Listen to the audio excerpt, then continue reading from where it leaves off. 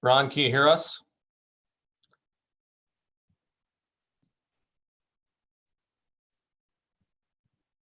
Ron, are you there?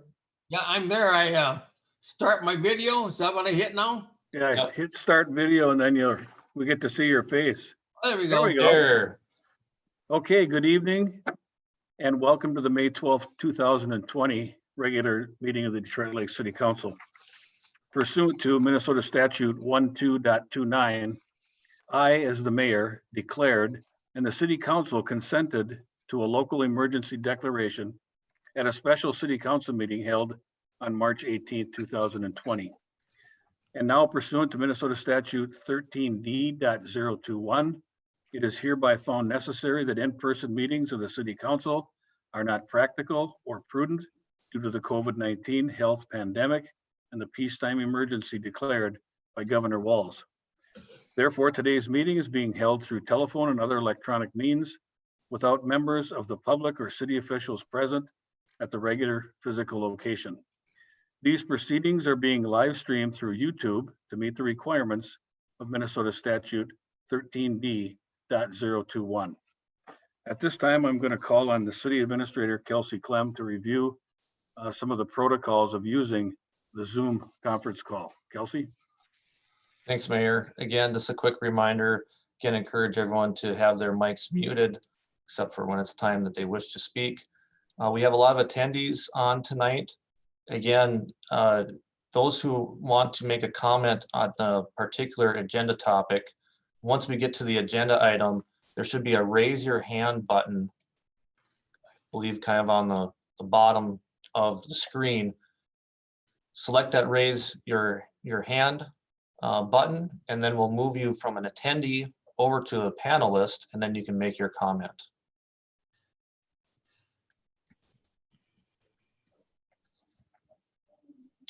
You're muted, Mayor.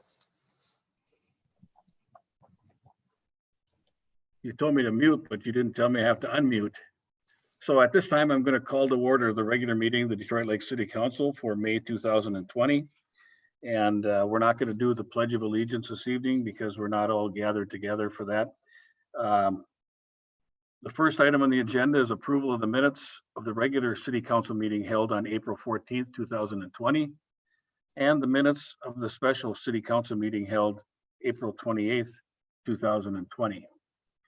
Is there anyone in the audience, I guess, or any member of the council that wishes to make any changes or corrections or additions to the minutes from those two meetings? Hearing none, I would entertain a motion for their approval as they are printed. So move. Second. Motion's been made and seconded to approve the minutes of the regular city council meeting held April 14th and a special meeting held April 28th, 2020. And this evening, we're going to actually, we have to do a roll call vote on every item on the agenda. So this will serve as a roll call for the meeting, and also we're going to approve the minutes. So I'll go through the roll call. Alderman Wenner. Aye. Alderman Zeman. Aye. Alderman Marks Erickson. Aye, and I was the second on the motion. Alderman Boki. Aye. Alderman Josephson. Aye. Alderman Imholt. Aye. Alderman Bly. Aye. Alderman Suki. Aye.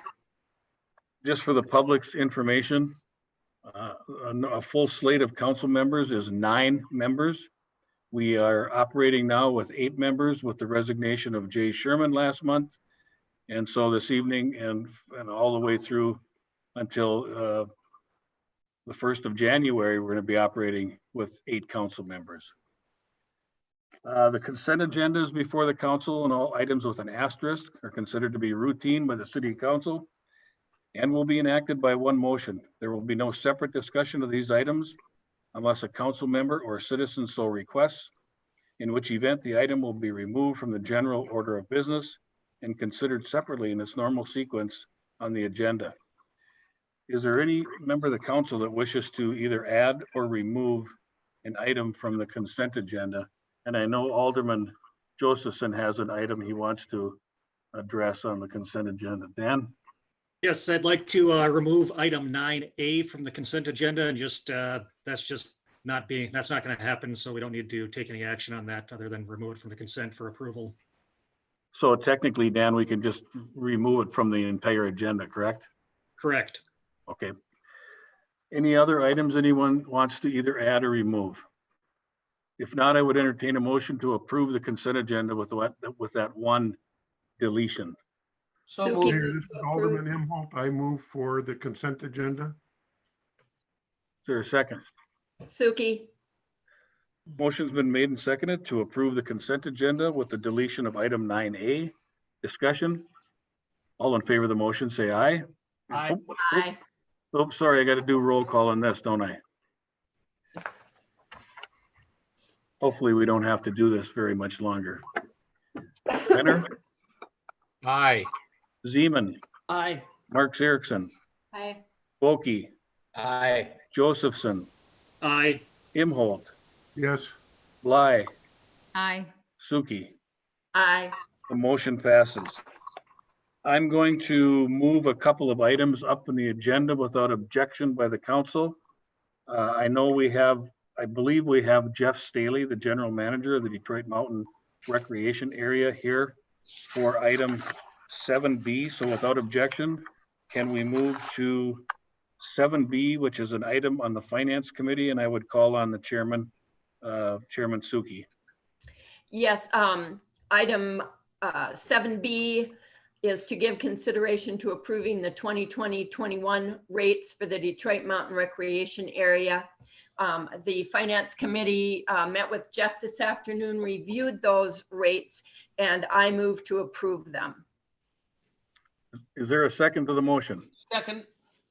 Motion has been made and seconded to, Aye. Zeman.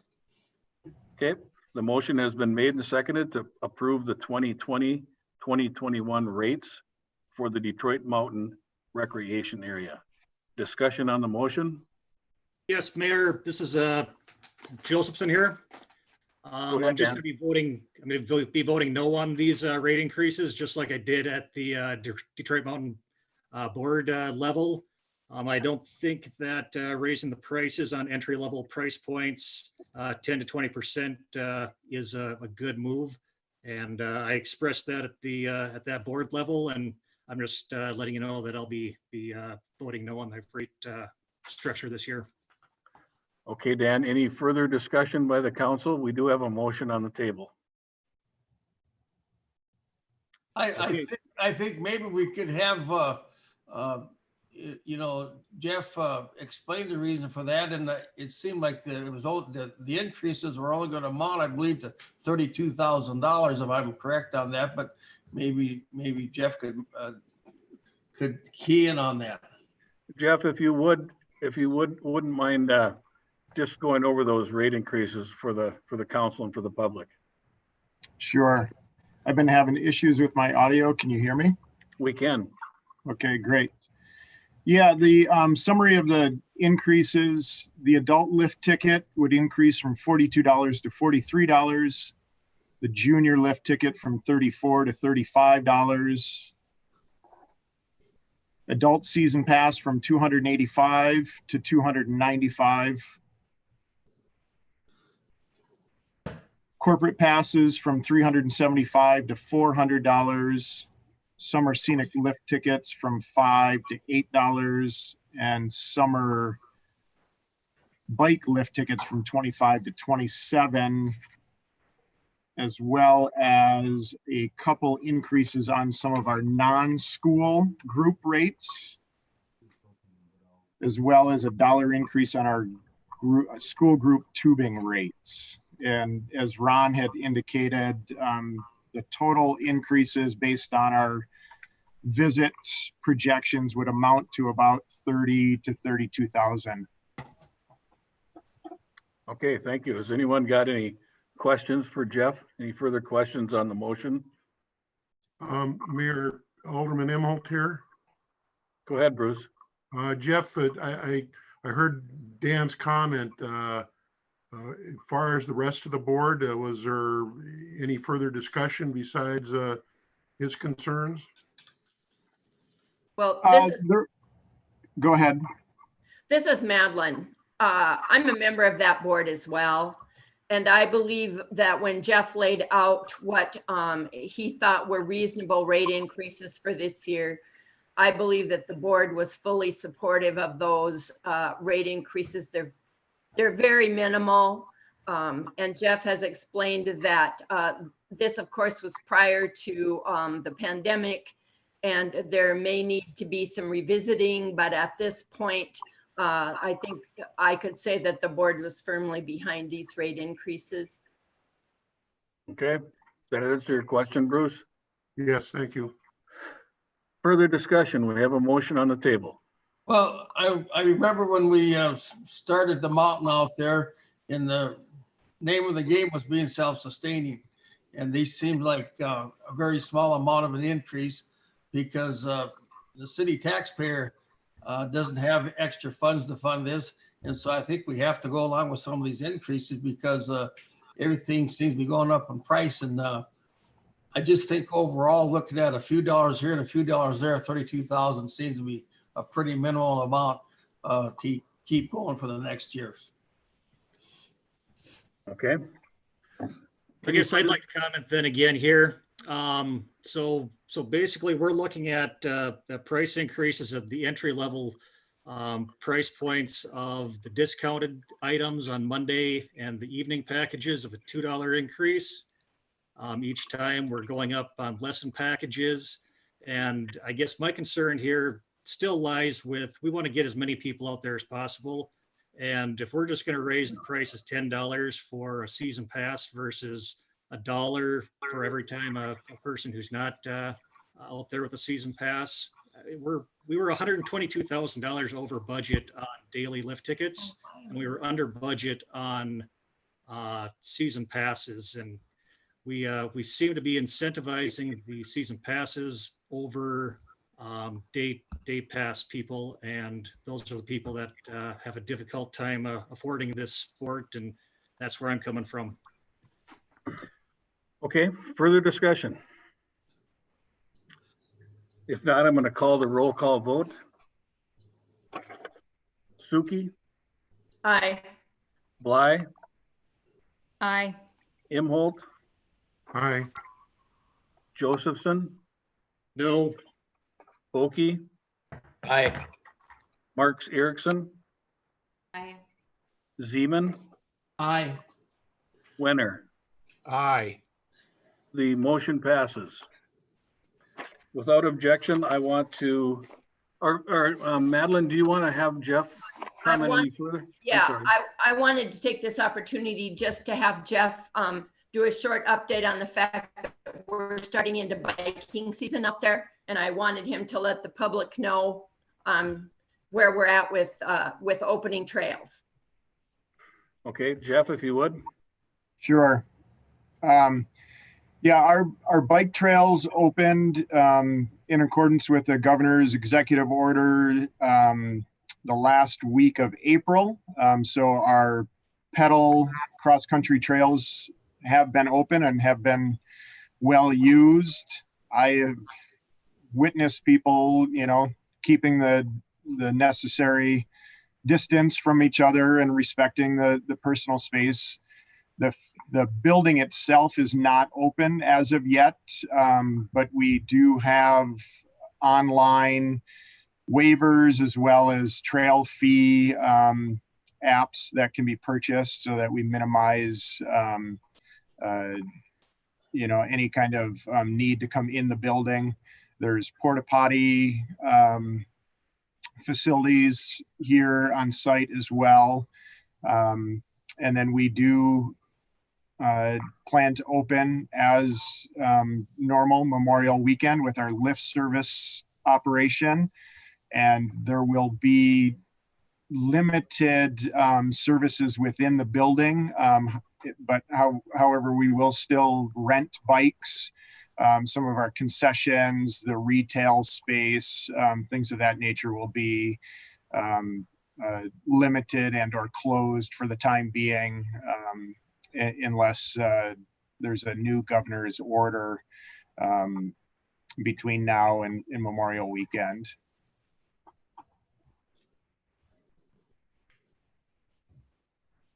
Thanks, Jeff.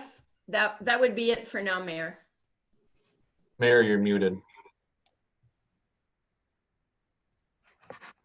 I'm just going to leave it on all the time, okay? Jeff, thanks for coming and joining us this evening and appreciate the information. Without You are object- welcome. Without objection from the council, I'd like to move to agenda item 5E, which is on the Community Development Committee agenda, and I would call on Chairman Wenner to take that item. Dan? Thank you, Your Honor. Item 5E is consideration to a resolution approving a conditional use permit to allow a 22-unit twin home planned unit development at 915 1035 Village Lane in Long Pine Estates, or submitted by Long Pine Estates LLC.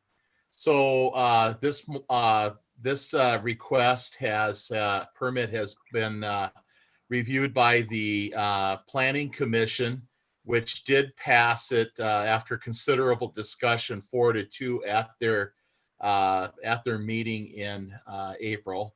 The CDC reviewed it, and again, after considerable discussion, was tied 2 for this and 2 against. So CDC does not have a recommendation, but based on the fact that it passed the Planning Commission, I'm going to move that this resolution be approved and then open it up for, of course, for further discussion if there's a second. So I move for approval of this. Second from Josephson. Okay, we've got a motion and a second on the table to approve the conditional use permit at 915 through 1035 Village Lane. We're going to give everybody a chance to chime in on the discussion here, and those that are joining us via Zoom.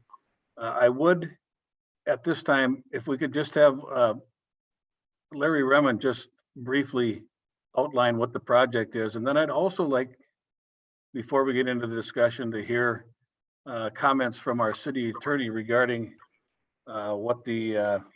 what our role is when we issue a conditional use permit. So I'm going to call on Larry first. Larry? Thank you, Mayor. The Planning Commission recommended approval of a 22-unit planned unit development. That would be 11 twin homes on a 3.8-acre tract. And that was a 4-2 vote. The development meets the requirements of a planned unit development. The site is larger than 2 acres. It's compatible with the surrounding land use, that is twin homes, businesses, church, and apartments. The density does meet the density requirements in the R2 district. The spacing between buildings meets the PUD requirements. The periphery yard also meets a 30-foot required setback for a PUD. It has open space of greater than 50%. They will have a homeowners association. They also meet the parking requirements of 2.5 spaces per unit. The traffic and access, they have adequate access to public streets, and it ties in effectively with the public street network, and they will be connected to city sewer and water. Thank you, Larry. Charlie, could we call on you at this time to give us a little bit of information about what our role is when we issue a conditional use permit in a case like this?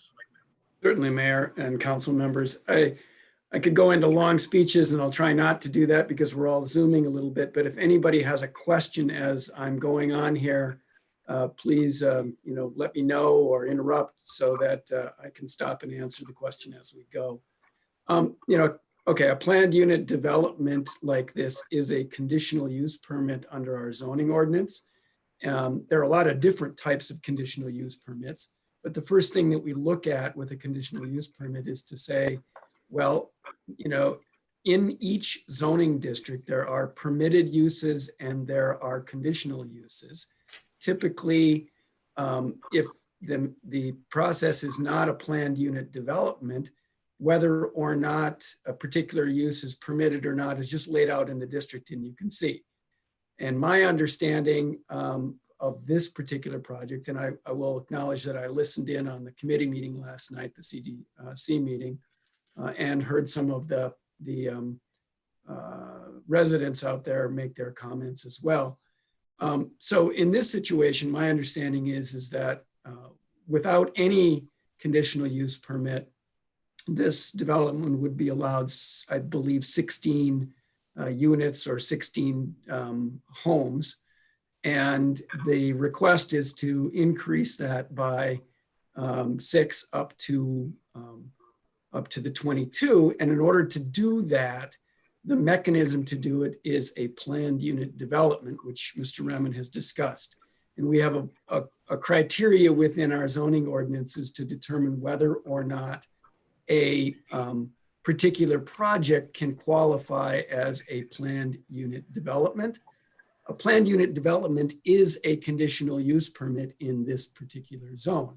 And so what the developer is doing is applying for a conditional use permit to allow this planned unit development.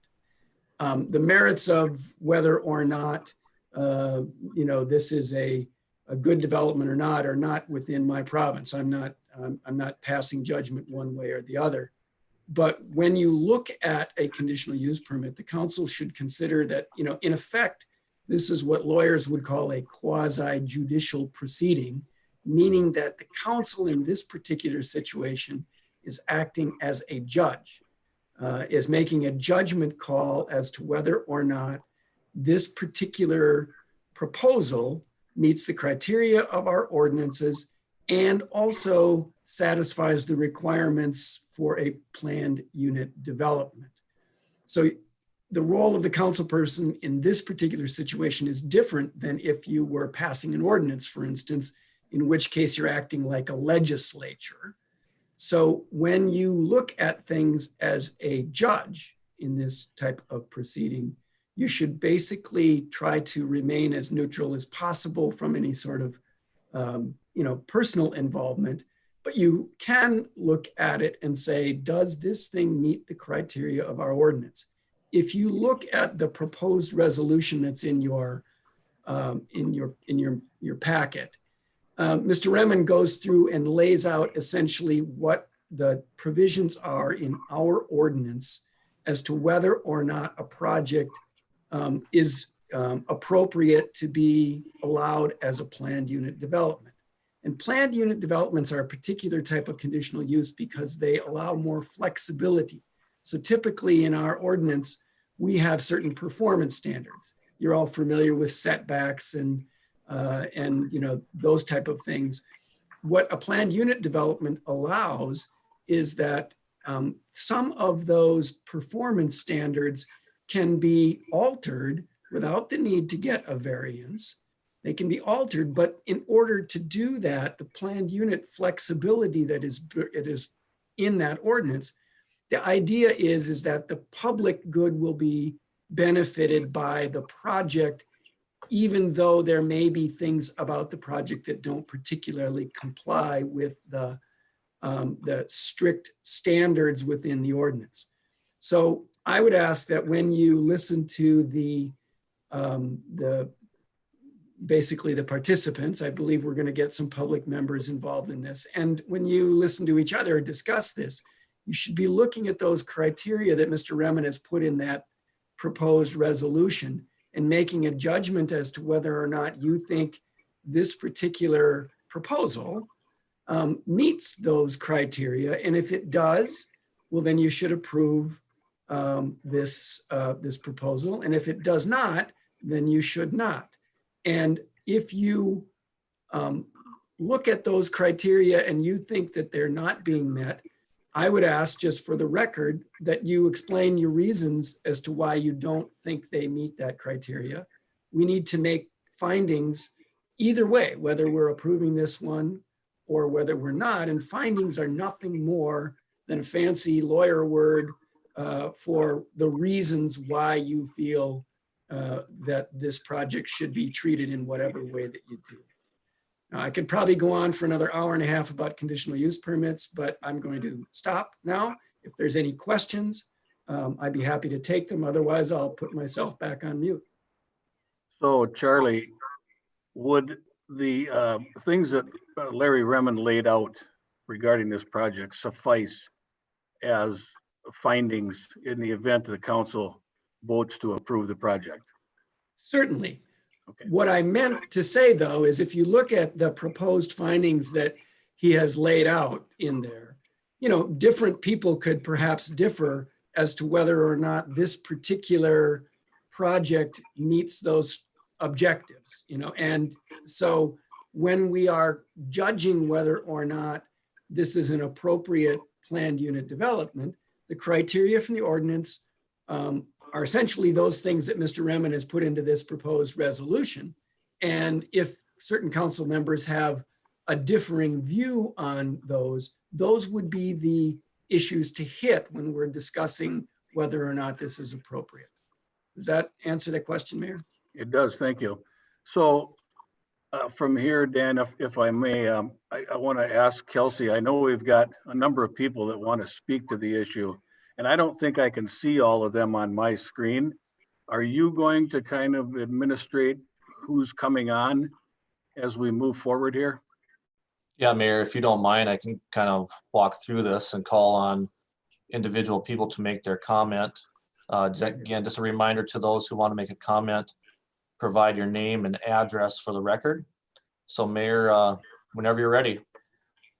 I would like to add too that I know we heard a lot of people talk yesterday in the committee meeting, and I'm hopeful tonight that if you want to make a comment, you can gather all your thoughts and limit it to one comment, so we don't have to be listening to second or third comments from the same people, because we have quite a few people I think that want to talk tonight. So do your best to try to do that. So Kelsey, with that, I'm going to let you go ahead and start calling on people. And again, a reminder to give us your name and your address, please, for our minutes. Thank you.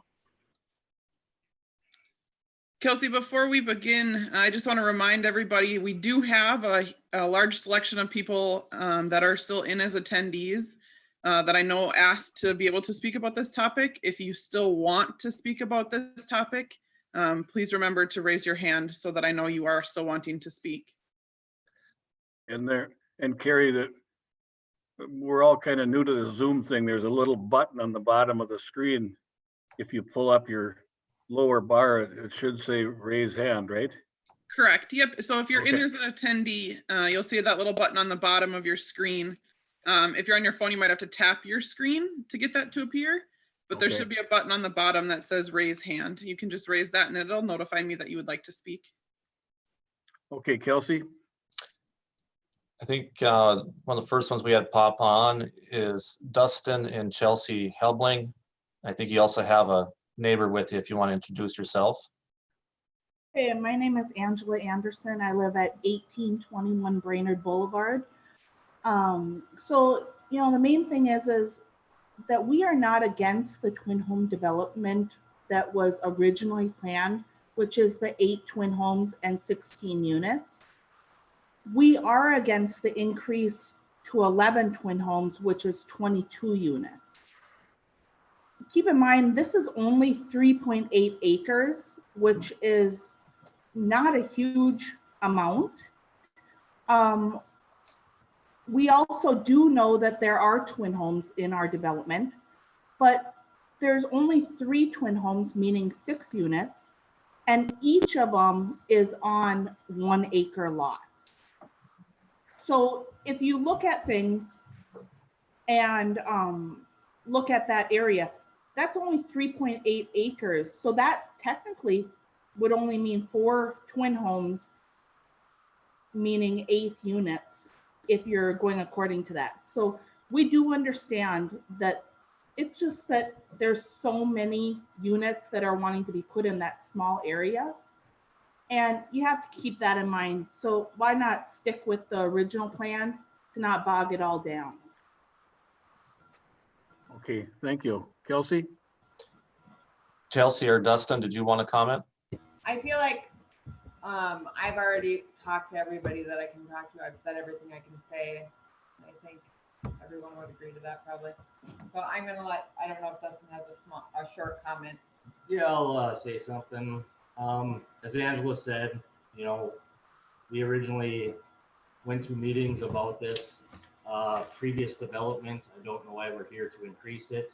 There is land to the east and to the west that can still be developed. That's going to increase the density even more. I feel the original plan, would be a great thing and not to increase it. It's a nice area. I just hate to ruin it with the density increase. But I'll leave it at that.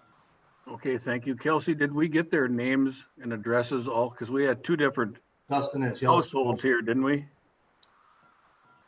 Yeah, Dustin, Chelsea, can you give your address? Yep, Yeah. 1112 Village Lane. Okay, thank you. And Mayor Brink, oh, sorry. Go ahead, Ron. I just want to mention that for some of these people, they spoke last night, but only half the council was there. So if you have something to say, you might want to repeat it so that the whole council gets to hear what your opinions are. Yeah, I don't know how many of the council Oh, sorry. sat in last night's meeting. Do you know, Carrie or Kelsey was, not all the members were there, right? Last night? Well, we had the committee, we had the CDC committee, but Right. I'm not sure who was all attendees watching. I don't know. Okay, so Ron's point is well taken. If you have something you want to say, you might want to repeat it from last night because not everybody was listening in on the meeting. So Okay. Chelsea, if you have something else to add, go ahead. Well, the big thing to me is the character of the neighborhood. I mean, on our block alone, it's about, I guess it's 6 acres. I was saying it was comparable to that size. And there's 11 homes on our block, and they want to put twice as many homes in a smaller area. And I know some of you have driven out to this area, and I could see you could understand why this would really hurt our neighborhood. The character of it, the dynamic of it, it's just going to change it. And I know that Charlie just spoke, and I think what he said kind of maybe scared some people and whatever. I mean, into voting either way. It doesn't sound like we really have a chance is what I'm saying. I'm not saying anything against you, Charlie. But I think that the character of the neighborhood should be a factor in this. And I was told it was. So, and I put a lot of work into getting this petition together, talking to neighbors and rounding everyone up because I thought we had somewhat of a chance, And when I talked to some of the council members, it sounded like we did, but that's all I'm going to say. Thank you for your time. You're welcome. Charlie, do you want to just piggyback on that comment and clarify maybe what you said originally? Yeah, sometimes it's hard to make sense when you're speaking in lawyerese a little bit. But if you look at that, I mean, Chelsea, essentially, I agree with you in that the character of the neighborhood is relevant. And if you look at what, Mr. Remens proposed, it's under the section in the project meets the following objectives. And, this particular version says that to enable land developments to be compatible and congruous with adjacent and nearby land developments. And so, you could say, well, that's the problem with this particular development because it doesn't do that. And so I guess what I was trying to say is that the judgment about whether or not this particular project is good or bad should be looked at with those criteria in mind. I wasn't trying to say that I thought one set of criteria were better than the others or not, because I don't make the decisions here. I just, that's up for the council members to make that judgment call. Okay, thank you for clarifying that. Sorry. I'll mute myself now. Okay, thank you. Kelsey, who's next? Shar Brecken, if you want to unmute yourself and give your name and address. Shar, go ahead. It's 1754 Brainerd Boulevard. And my husband, Rick, is here. It just seems like our objections have nothing to do with the criteria. And I agree with Chelsea and Dustin, and it's our neighborhood. And it seems like it's going to be made pretty full and in a tiny spot. That's all I've got to say. Okay, Shar, thank you so much. Kelsey, who's next? Next, I have Jason Kaiser. Hi, I live at 1125 Village Lane, and I'm actually probably the newest member of this community. I moved here in October of just last year.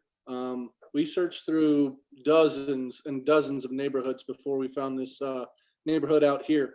It's in town, but it's an out of town feel with the spacing of the housing and the lot sizes and things of that nature. That's why we moved here to Village Lane and all that, because of the community and how big it was. Adding these 22 units is going to add it's just going to be not the same community it was. You know, when you're adding 22 families with 44 cars going down one little street that has no sidewalks or anything like that.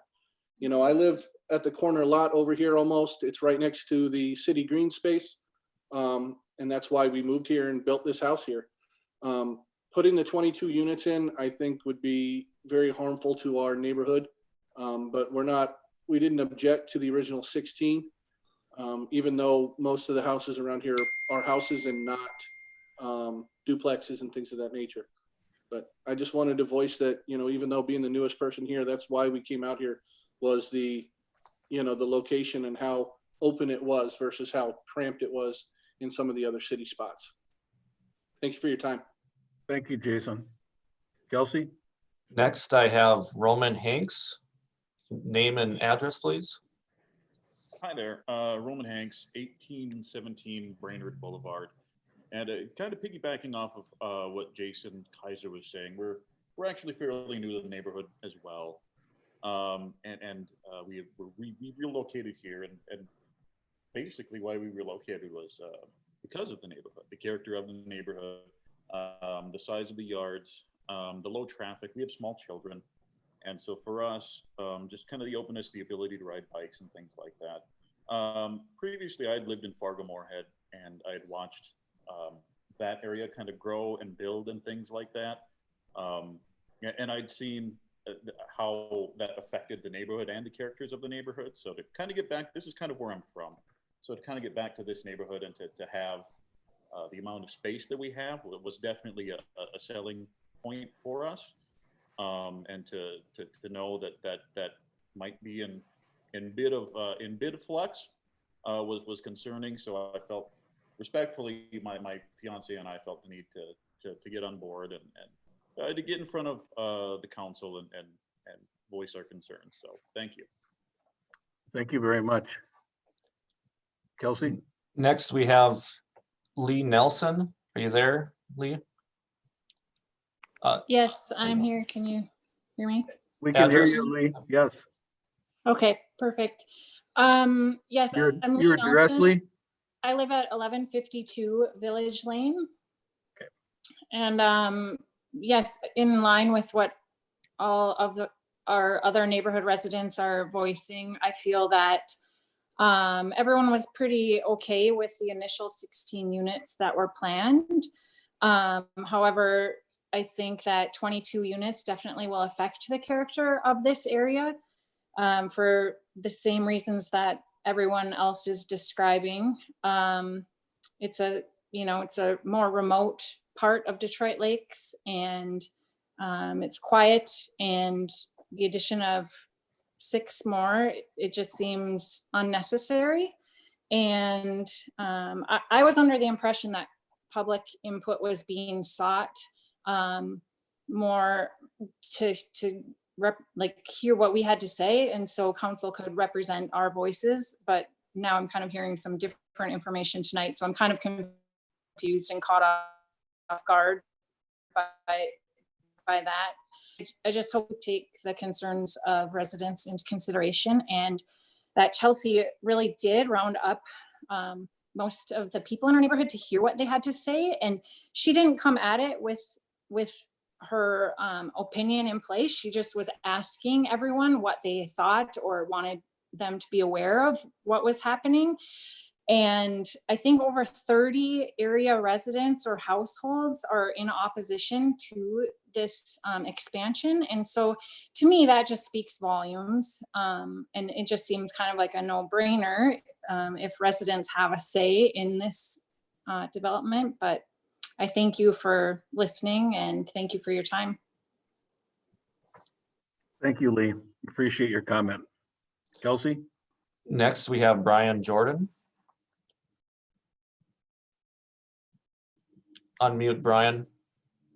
Brian, you're muted. Sorry. There you go. Brian Jordan at 1130 Village Lane. Kind of along with what everyone else is saying here, the fabric of this community is not high density housing. If it needs to fit in with the area, then there should be other high density housing like that. And there isn't any high density housing here. On the prior meeting that we had last night, I tried to listen to what some of the council members were saying. And a couple of things that I heard from some council members that were voting to move this forward was that it would act as a nice buffer zone between the areas. And I don't think that that really qualifies as a reason to move this forward because as it was already stated, there's already 16 were approved for that, and there's already a buffer zone. So adding more units and making it more dense doesn't make it a better buffer zone. The other thing that was said was that the development would probably look very nice and very lovely because it would be landscaped and stuff. And again, that's not what the argument is, because having more landscaping isn't going to make it better. It's already there. One of the things that we're trying to do here is maintain our community and our area and how the feel is of it. We're not going to get that when we start having high density housing in here. What I would ask as the council members is to think back why you decided to be a council member. My guess would be that you felt that you could make a change and that you felt that you could represent the community. We've got an overwhelming majority of the people that live out here that oppose this. Now, we're not saying, hey, let's get rid of everything because it's already passed for a certain amount. But when you've got such a high density, and it's all going straight down Village Lane, like I said last night, is there may be 3 roads out of that area, but it's going to be human nature to take the shortest route to Long Lake Road. And that's what they're going to do. And you're going to funnel with that many units, that's potentially 48 vehicles in and out every day. This area is full of children, and it would be a terrible thing if one of these children got hit because the city would approve high density housing in here. It's just not acceptable to me. I would ask that the city council represent us. We're the community, we're the area here, and just because the developer may have ticked the boxes and done what was required to represent something doesn't mean it should automatically pass. We are the people here and we deserve to be heard. And I certainly hope that you will represent us on this and not pass this for additional density in here. It just is not what this area needs, and it's not consistent with what this area is. Thank you. Okay, Brian, thanks so much. Kelsey? I think we have a Catherine and Ken, I believe Anderson. Okay. Catherine and Ken, are you there? Yes, we are.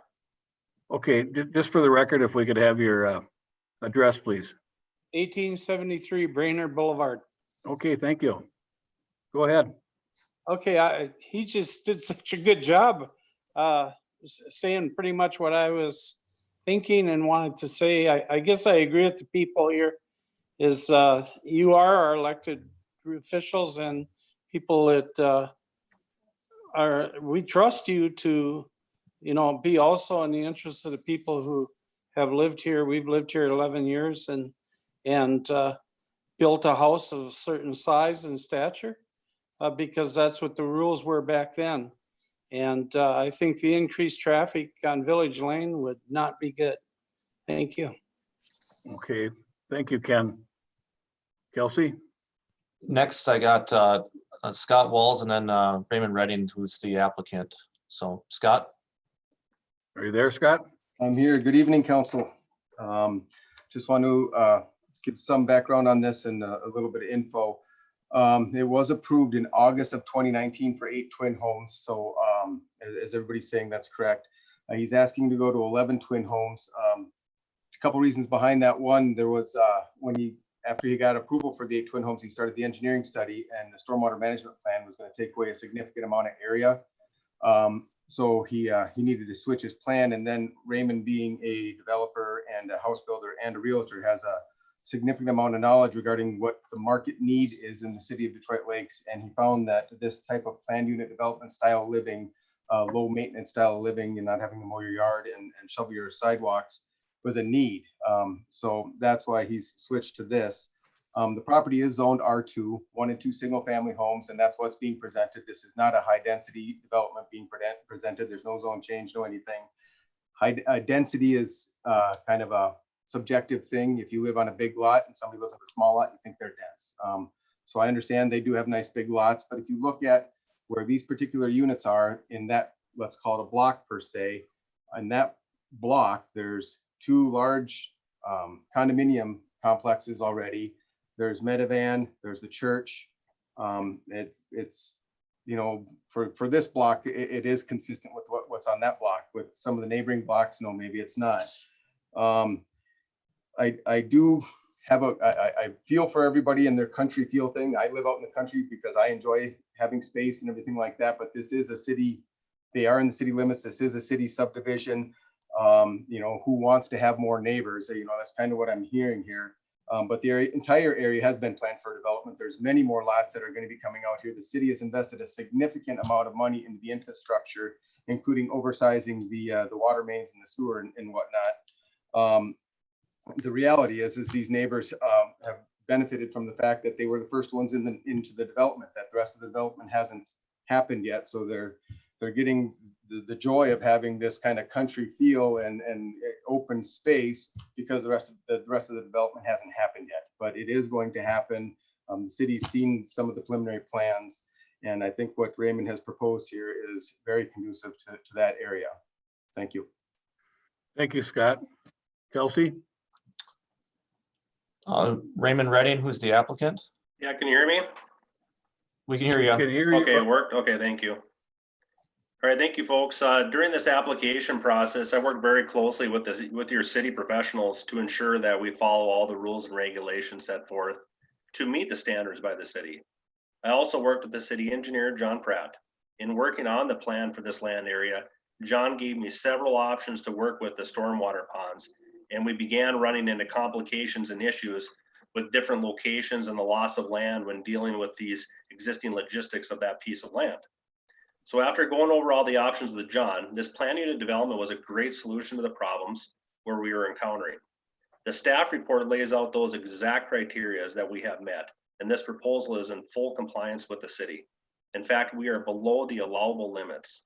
The stormwater criteria demands the shape and size of that particular piece of land and the integration with the style and feel of the existing neighborhood and the need for this type of housing in Detroit Lakes. All are factors that we were carefully and thoughtfully considered and are the reasons why the staff report recommends for the approval of this application. Further, the Planning Commission acted on this already, approving this with a majority vote. In our implementation of this plan unit development, we will complete the project in phases, so it will take a few years to be fully completed. This will be a gradual change. The areas that are being started right away will be left in their natural state, just as they are now. The twin homes completed will all be professionally landscaped and maintained to the standards of the common interest community. Doing this ensures that this will be an attractive continuity of appearance for the entire group of twin homes and will provide a better looking plan unit development. Currently, when twin homes are built, homeowners have different ideas of what landscaping should be done and how to maintain their property, where one owner will take care of it better than the other owner. So this helps alleviate those issues too with neighbors.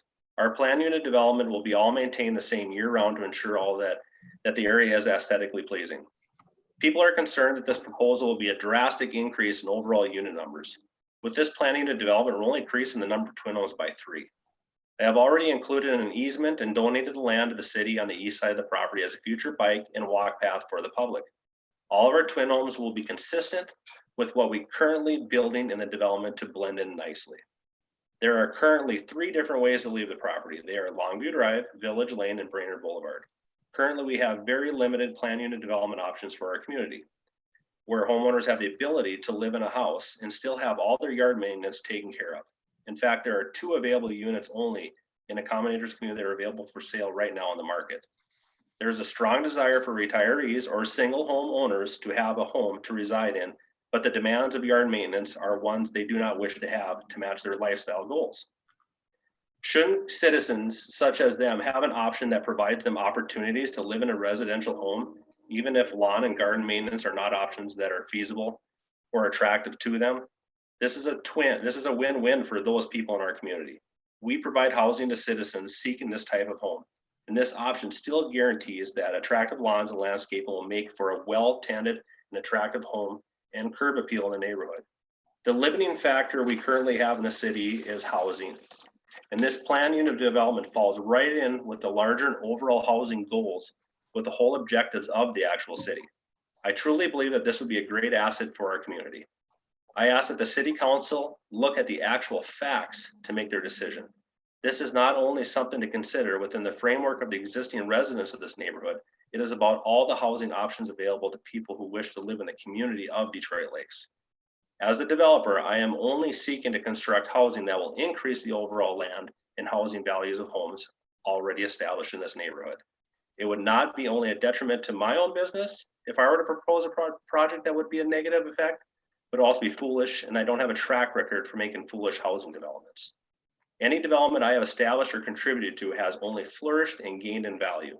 It is, in my belief and proposal, that has been constructed with safety in mind and is geared towards individuals and couples who desire a low-key and simpler lifestyle. I truly believe that this would be a great asset to our community and ask that the council look at the actual facts to make their decision. I truthfully can't see one thing that would be evidence for a findings of fact to go against my application. Mr. Pratt, the city engineer, has the actual factual information about the roads and traffic concerns the citizens have to ensure that these are non-issues for this application.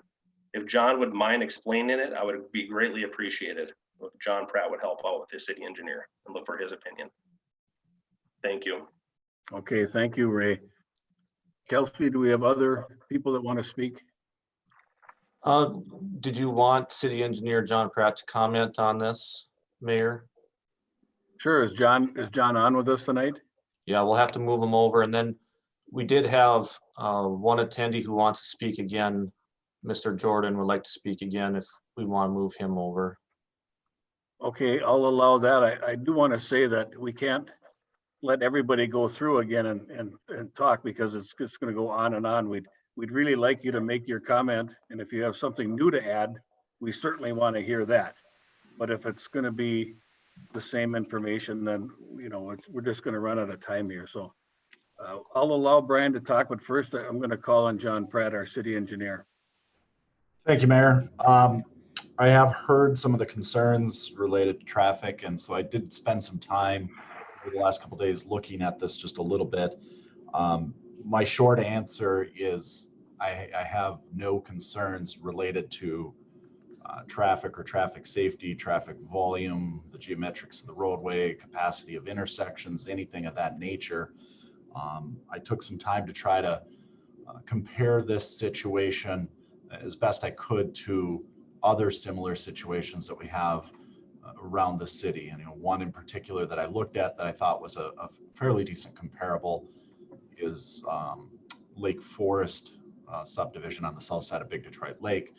That has a mixture of single family homes along with twin homes, and is pretty comparable to the size of what we're looking at out there. In either case here, we're still talking about traffic volumes that would qualify as low volume roads, something less far south of 1,000 vehicles per day, which is considered low volume. So there's no concerns that I can pinpoint in relationship to traffic. Will this generate additional traffic? Absolutely. One of the things I think I'd point out is I've heard a lot of folks say that they're good with the 16 single family homes, but have some concern about the additional twin homes.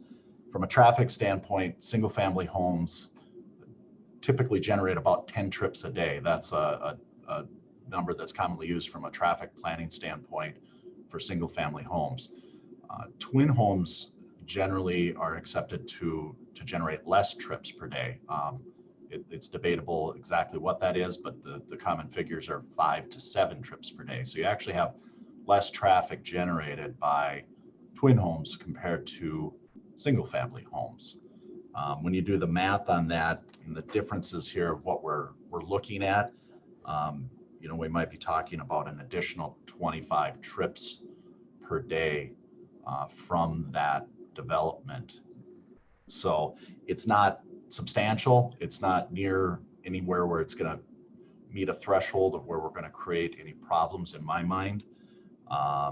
So I don't have any specific concerns on that. Mayor, this is Alderman Imholt. Mayor? Bruce? I can't hear you. Mayor, this is Alderman Imholt. Oh, go ahead. Yep. Yeah, John, you may be confused there. It's not platted for 16 individual homes. It is platted already for 8 twin homes or 16 homes. So your comment about the traffic is exactly correct. It is platted for twin homes, not 16 individual homes. So I just wanted to correct you on that. Sure. No, there's a lot of different things that have been looked at, so I may not be exactly right with what I'm saying, numbers wise, but point being is the twin homes actually generate less traffic than a single family home. So either way, when I look at the numbers here, best we can predict, it's nothing that raises a concern from my purview. Okay, and when we're done listening to all the folks from the neighborhood or what have you, we're gonna shut that part of the proceedings down and just have the council take the discussion from there. But I'm gonna call on Brian, and Brian, I hope you have something new to add. We just can't be going over the same thing, so go ahead. I do have something new, Okay. and it's based off of what the developer and John just got done saying. And I think it bears saying because there's a big misrepresentation by the both of them. They seem to think there's 3 ways out of this area, and there isn't, because it will be human nature to take the shortest route out. They're not going any other way. And I can certainly see how someone who does not live on this road doesn't feel that it's a big issue. Well, I guarantee you it's a big issue for everybody that lives on this road, because they're all going past our houses on this road. Now, to be able to say that and say that it's not a big issue is just, it's beyond me to be able to say that when we're the community here and we're all sitting here telling you that we don't approve of this. When the developer said that, hey, this is going to fit into the community or the area. No, it's not, because there is nothing else that dense here. And he took issue with the density of it, saying that it wasn't dense. Well, it is dense because it's compared to everything else out here already. Everything here is existing, and it must conform to the existing. You can't just keep adding and shoehorning more and more in and creating a bigger and bigger problem with more density. Thank you. Thank you, Brian. Kelsey, is there anyone else? Mayor Brink, I had Star Brecken was asked to speak one more time. I was wondering, what these are gonna cost. Are people gonna be able to afford them? You know, like the retired people? And what's it gonna do to our taxes? Just 2 questions. That's it.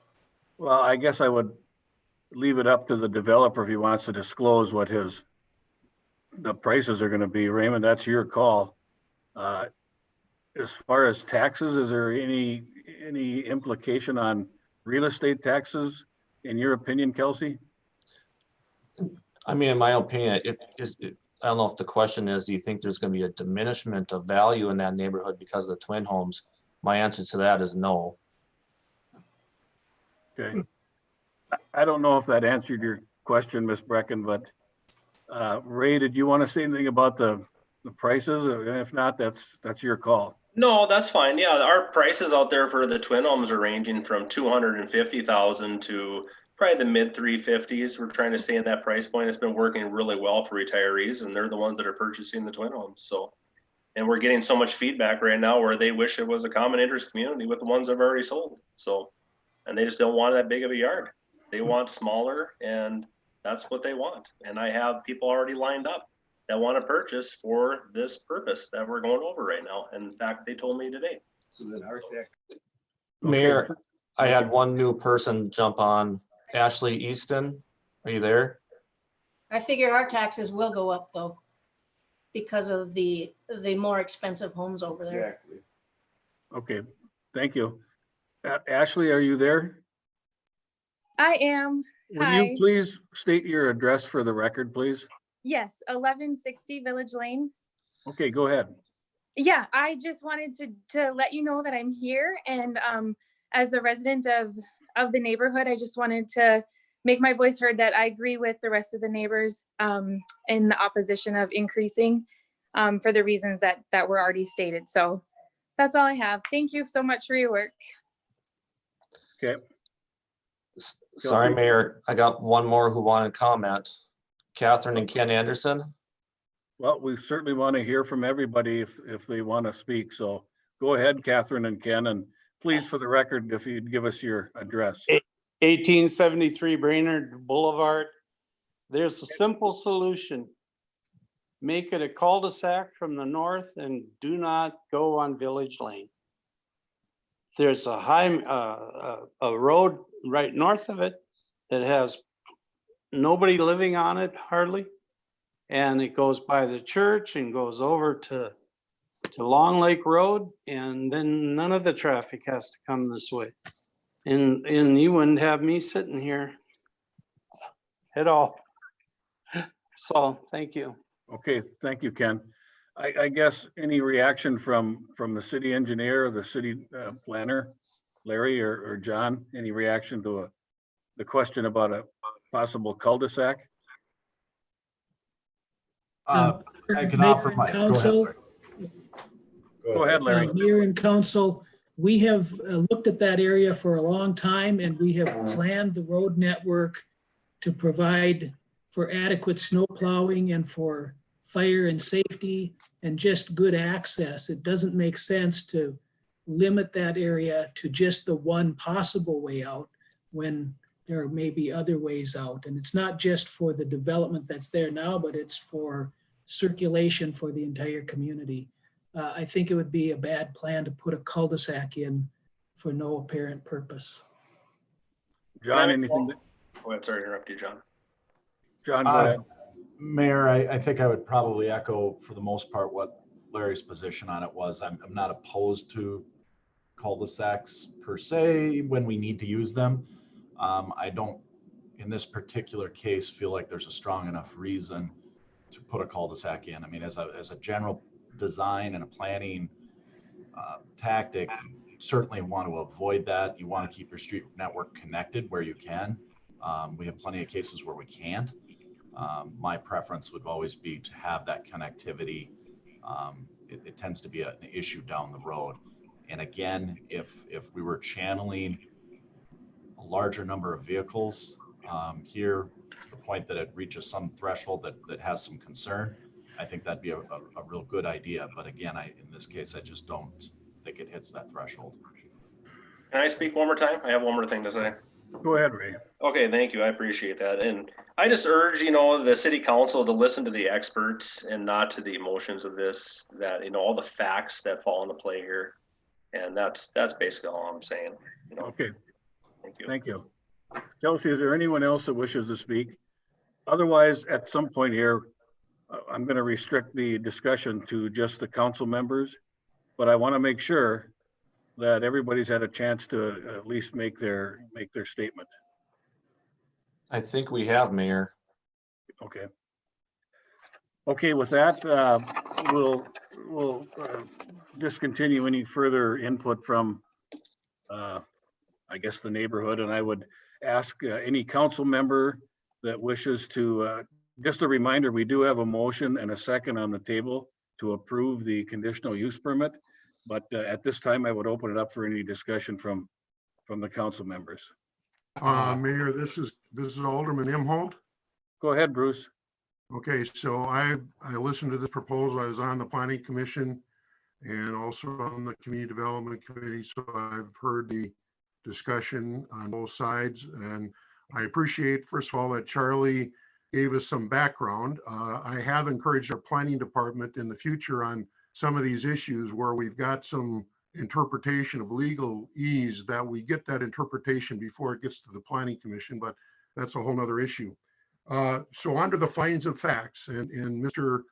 Reading asked us to look at the facts. Well, again, the facts are subject to interpretation, just like anything else. So under the findings of facts, I can disagree with this under 3 items. Number 1, is the proposed project in harmony with the surrounding neighborhood?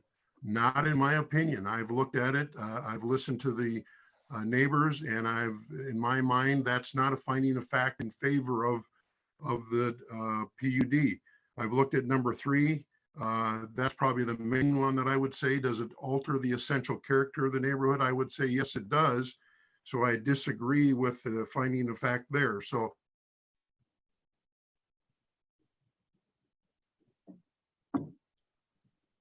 Bruce, I have a comment, Mayor. hold on 1 second, Ron. I think we had a little technical issue with Bruce. Okay. Areas or something we can do to get Bruce back? Mayor, I'll give him a call. Okay, and then we can go back to Bruce when you get it straightened out. So go ahead, Ron. Well, I think that the real facts is that homeowners that have a townhouse, they want to move next to a single family dwelling because it helps their values. It's very seldom do you see a single family dweller wanting to move a new single home next to a townhouse or an apartment house because it doesn't keep up with its values. And that's a proven fact, because I live over on the north side of town. We have our share of apartments and townhouses behind the college. And I'm receiving phone calls on a regular basis about complaints about having neighbors with townhouses and apartments. And for those of you on the council that don't have that problem, you're lucky, but I do. But I think, first of all, the city needs to keep its word. The character of the neighborhood means everything to the families who live in Village Lane area. The homeowners looked at the original plat and thought they were going to have just a few houses, a few townhouses to go along with their single family dwellings. Now at the end of the game, the developer at the last minute wants to come in and change direction and add more units. Yes, it may only just be a few units, but in reality, it's 6 new homes to add on top of what everything has had. This is good for Mr. Redding, the developer, but it's bad for the people that have to live there with it each and every day after the project is done. As I said, one of the biggest complaints I have on the north side with people is parking. You're going to have 22 townhouses, and when people have guests over, where are they going to put all those cars? It's in the street, you name it. There is no place to put these cars. It's a constant problem. I hear about it all the time. And I do hear about the actual house value of what the value of these homes end up being. Now we hear about this being senior housing. Does this mean that Mr. Redding has a clause that says people 55 and over can only live there, or not? I would like to have that answered.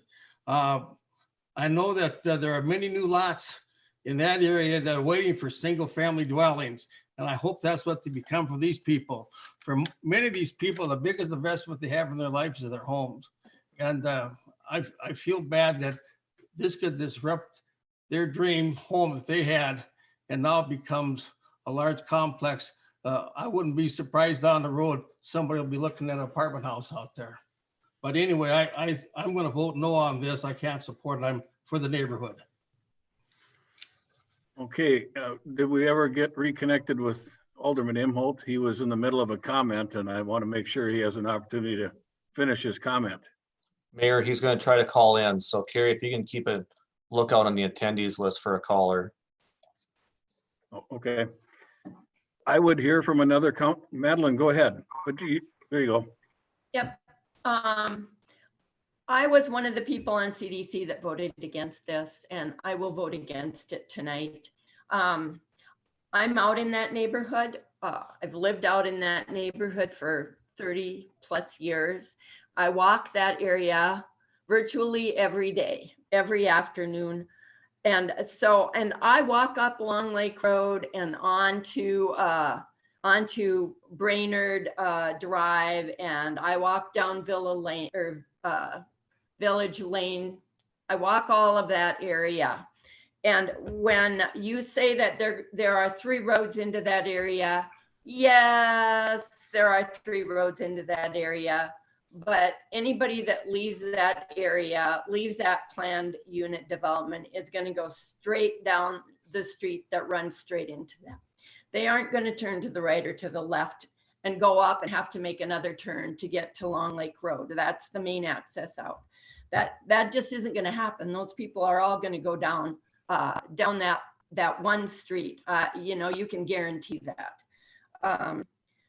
The other thing that I think about is that from those neighbors, we heard almost exclusively that when they bought their house or when they bought the lot and built the house there, they were told that when they looked at the plans, there would be 8 twin homes in that almost 4 acres. And that's reasonable.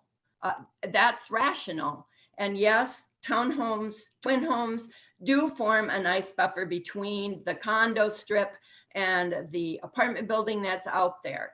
And yes, there is Medevan on a corner and there's a church right next to it.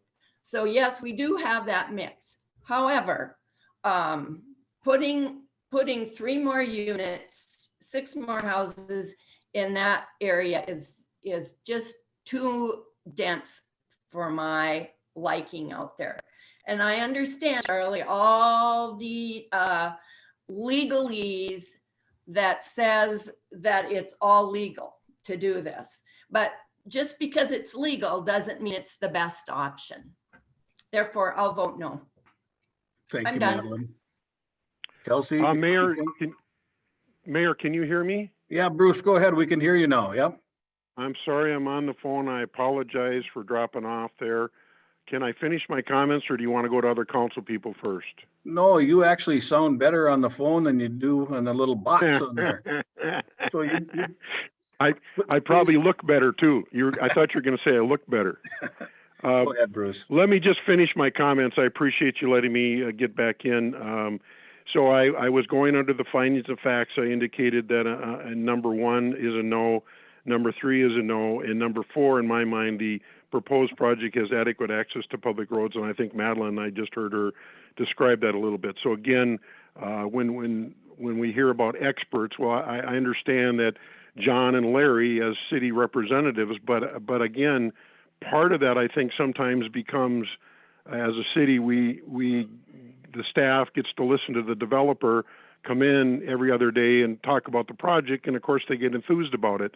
I would guess if these neighbors had come into Larry and John's office every other day and talked about the project, maybe they wouldn't have been quite as expert on that type of stuff. And I'm not diminishing what our staff does because we want their input. But on the other hand, I think our job as city council is to take the information that's been provided by the developer and the information provided by the citizens and look at the big picture. So the staff is looking at it from the developer standpoint. I think our job as city council people, as a fiduciary responsibility that I feel I have, is to represent the whole city, including the businesses such as developers and the citizens such as are in this neighborhood. So again, having looked at the facts and looked at the arguments that the citizens have made, I believe they've made some good points about that it doesn't meet all the findings of facts. And again, I would echo what I heard Madeline saying. Maybe Ron had said it after I dropped off. But again, there's a trust issue here. We ask the developers to trust us as a city to say, you've zoned this or planned this a certain way, and as a developer, we expect that to follow through. I think the same trust has to be done for our citizens. In other words, the people that moved out there with the anticipation that it was 16, 8 twin homes, 16 units, the argument can start to be made at some point if people can't trust us as they're planning for a city. Some of these people moved out there exactly because they want the character of the neighborhood as they've indicated, at what point do we as a city lose that trust and people stop buying homes in certain areas because they can't trust the city to do what they say they've done? So those are my comments, Mayor. Thank you. Thank you, Bruce. Further comments from the city council? Your Honor, Dan Winter here. Go ahead, Dan. I suppose I better jump in here since I support this and let you guys know why. So, but basically when I was looking at this, my first thought was this does, we're talking about individual twin homes, is, if you want to put it that way. They are twin homes, but they're separate buildings. We're not talking about townhomes or condos or whatever. So what we're talking about is adding 2-family homes into an area that already is, intended to have 2-family homes. We're only talking about adding in 3 twin homes, which would be an addition of 6 units. Doesn't seem to me to increase the density really all that much. We heard from John telling us that the traffic isn't going to increase all that much. It will increase. And the trade-off for the additional units is that the neighborhood gets a planned unit development, which includes an HOA. And I think that's just a great thing. I mean, we've got, again, the consistent landscaping, the lawn care. There's conditions in there which would not allow additional outbuildings. So what you get with the planned unit development when it goes up, you know that that's what it'll look like in the future. And so in my estimation, this particular planned unit development, which again is talking about adding 3 twin homes, is only going to increase the value of the other homes in the neighborhood. That's all I've got to say, Your Honor. Thank you, Dan. Further discussion by the council? Mayor, this is Matt Bolke. I have 2 questions for staff, if I could. Go ahead, Matt. First question is, when was this zoned R2? This was zoned R2 when it was annexed into the city. And that was, what year was that, Larry? Don't recall that right off the top of my head when that annexed. 2008. 2008, possibly. Right around 2008. Yeah, thank you, Matt. Okay, so it's been over 10 years that this has been zoned R2, that people know or could have known that this is coming in. Just so I want to state facts. That's correct. Twin homes are allowed in the R2 district. Okay, thank you. Second question. Oh, go ahead, Larry. I'm sorry. No, go ahead. Second question for Engineer John Pratt. With talking to a lot of constituents out there, the 2 biggest concerns I heard was speed and safety. It's a very young child development, which is great. I live in one of those myself. There's nothing better. But with that, is there a way that we can structure that road to put more of a curve in there, to slow it down, to do anything from a traffic study to slow that traffic down? Yeah, the short answer is, I mean, we could look at that. I don't know that I'm prepared to give an answer of whether or not we could put more of a curve in the proposed roadway. It may be possible. That's something I'd have to work with Raymond and Scott on. What I would suggest, to your point, is, at least at this point, I am planning on, we would have a stop sign on the southbound portion coming out of the proposed development. The same thing with northbound on Village Lane. So you'd have a stop condition on Village Lane, which will help temper speeds to some degree. Matt, does that answer your questions? That does. I'm going to hold off with everything else for now, Mayor. Thank you. Okay, further comments from the council? Mayor, this is Dan Josephson. Go ahead, Dan. Like I mentioned last night, I think, since we do have the apartment buildings, the condos, we have the commercial area with the Metavan and the church. We've got an existing 16-unit plan that came on board last year. It's been zoned R2. Yeah, I'd love to live in the middle of nowhere and in a country feel, but in the middle of the city. it's not good planning to do these huge lots. I think we need to take staff consideration in here. I'm in favor of adding the 3. It's going to add additional buffer. There's a potential of a new apartment building going in there, and traffic speeds are what they are. If you have an issue with people driving too fast in your neighborhood, those are your neighbors. Go talk to them.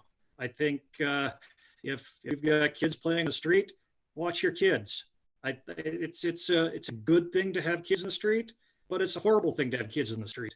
We don't need to cause attractive nuisances for all this, but I think twin homes, 16 units or 22 units, I believe are a good fit for this this parcel with twin homes and apartment units.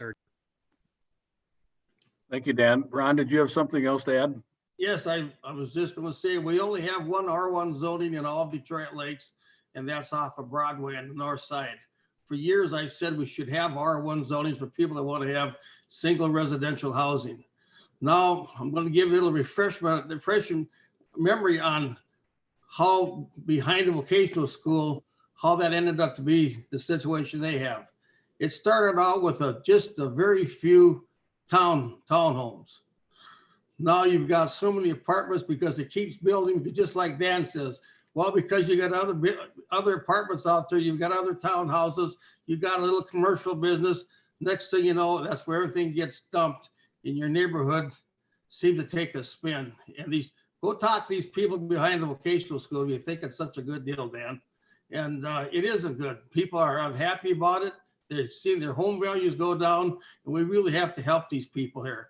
And I believe also, Larry, when we did this program for specials, we had a special funding program for units of a state under 20 units. They went over 20 units and they went into a higher paying for specials. And do you remember that? We had some special on that where we kept, they got a special deal for paying and everything else if they kept the housing units under 20 units. And I think this was one of those units that Mr. Redding had.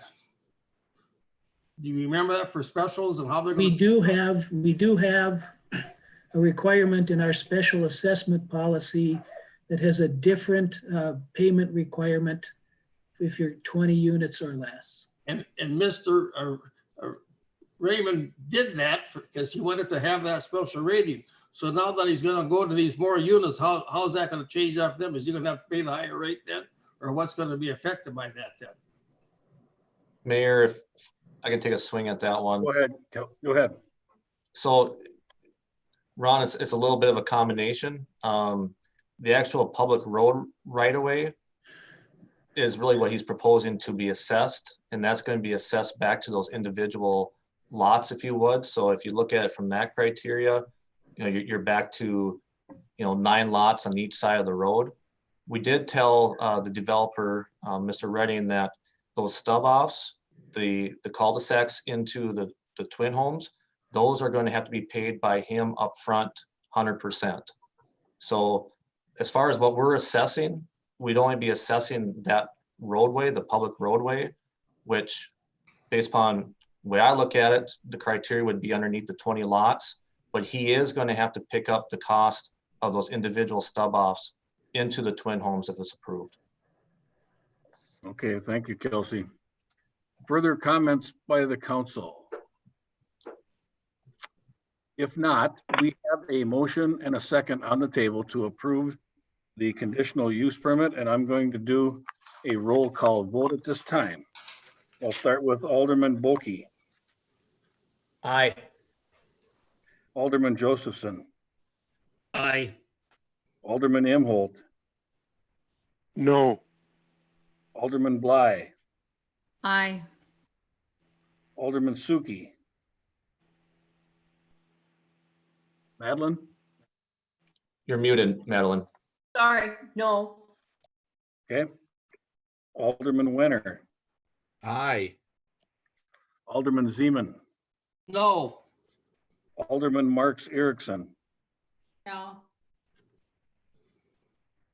As I mentioned at the beginning of the meeting, we only have 8 council members and it's a 4-4 tie. Under the charter of the city of Detroit Lakes, I'm required to make a deciding vote in the event there is a tie. And these are tough decisions for all of us. We were elected to make these decisions and it's our duty to do so. I want to say thank you to everyone who participated tonight. I do feel that the developer has met all the conditions for the conditional use permit. And I'm going to vote yes, so the motion passes.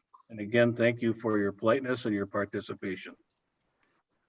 With that, I would move back to the beginning of the Community Development Committee agenda, and I would call on Alderman Wenner. Thank you, Your Honor. Item A is consideration to a resolution approving a variance to allow construction of a cold storage facility within the airport zoning A at 1029 Willow Street. Basically, for the wastewater treatment plant, we need to put a storage building across the street from it. The CDC reviewed this, unanimously recommended approval, and I so move. Second by Suki. Motion's been made and seconded to approve a variance to allow the construction of a cold storage facility in the airport zone A. Discussion on the motion. Hearing none, I'll call a roll call vote. Mark Erickson, Aye. Zeman, Aye. Wenner, Aye. Suki, Aye. Bly, Aye. Imholt, Yes. Josephson, Aye. and Matt, did I call on you yet, Boki? No, aye. Okay, and the motion passes. Dan, could I just interrupt 1 second? I should ask Kelsey or Carrie, is there anyone else hanging out there in cyberspace that wanted an item adjusted on the agenda that you know of? Mayor, I believe that everybody that is remaining, unless some people are hanging around still, is basically just your department heads. So if there's anybody that's out there that had an item that they want moved up in the agenda, I'd be glad to do that. You're gonna have to contact Kelsey or Carrie. And I don't know exactly how you do that, but is there a way that somebody Mayor, can message you? They can either raise their hand or they can message us, either or. Okay, so if you're out there and you need to move something or want to say something, raise your hand. Otherwise, go ahead, Dan. Thank you, Your Honor. Item B is a resolution approving the preliminary plat for Lakeview Storage, a common interest community adjacent to 26208 130th Street. CDC reviewed this, recommended approval, and I so move. For a second. Josephson, second. Okay. Is there discussion on the motion? I'll call a roll call vote. Suki, Aye. Bly, Aye. Imholt, Yes. Josephson, Aye. Woki, Aye. Mark Erickson. Jamie, are you here? Aye. Zeman, Aye. Wenner, Aye. the motion carries. Dan, can I interrupt you one more time? Of course. I just got a notice on my computer that my battery's running low. Is Carrie or Kelsey, do you have a cord I can plug my computer in? Are you in the building, Carrie? I'll be right over, Mayor. I am not. Okay, Kelsey. thank you. There might be one in that credenza across from my desk. Glory might have one as well. Kelsey to the rescue. Thank you. Go ahead, Dan. All right, very good. Item C is consideration to a resolution approving a non-conforming use to allow a 36 by 30 foot addition to a garage on a lot in a residential district at 845 Longview Drive.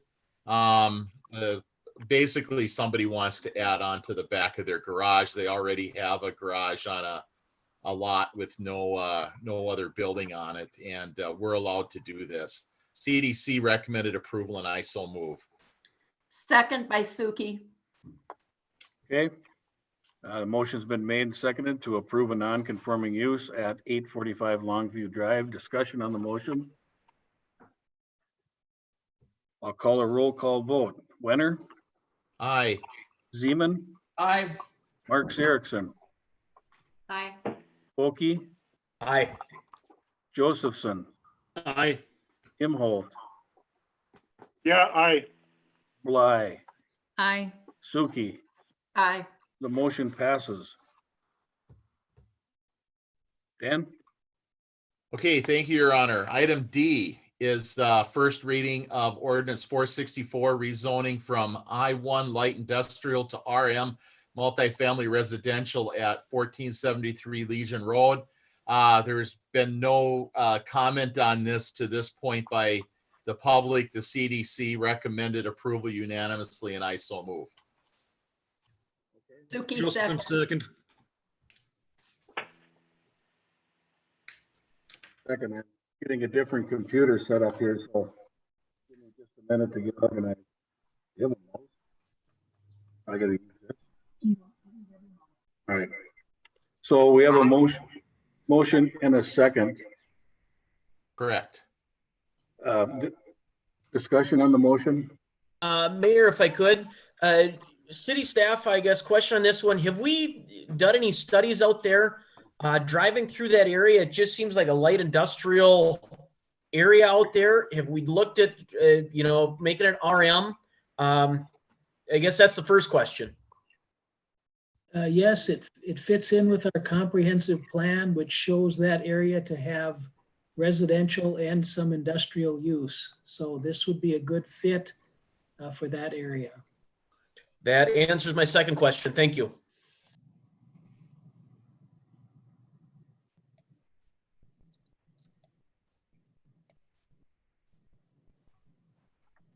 Everyone just give us 1 second here. We're gonna get the mayor hooked up on a different computer. Oh, okay. Carrie, can you move Glory over into the panelist?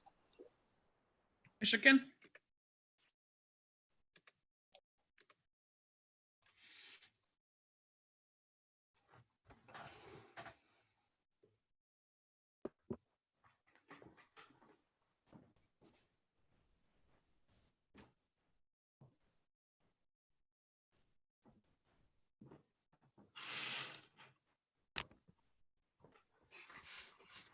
And then this. Am I back with everybody? Hello, Your Honor. Yes. I'm here? Mayor, you are here. You just have to share your video. Okay. There he is. Am I back? Thank you. Yep. Glory So Jill. I kind of lost track of where we're at. I'm sorry.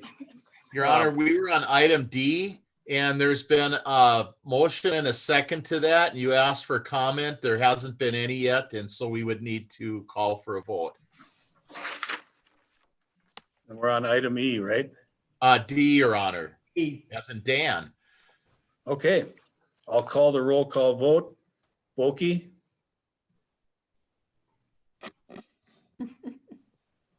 Matt, are you there? Aye. Marks Erickson? Aye. Zeman? Aye. Wenner? Aye. Suki? Aye. Bly? Aye. Imholt? Aye. Josephson? Aye. Okay, the motion passes.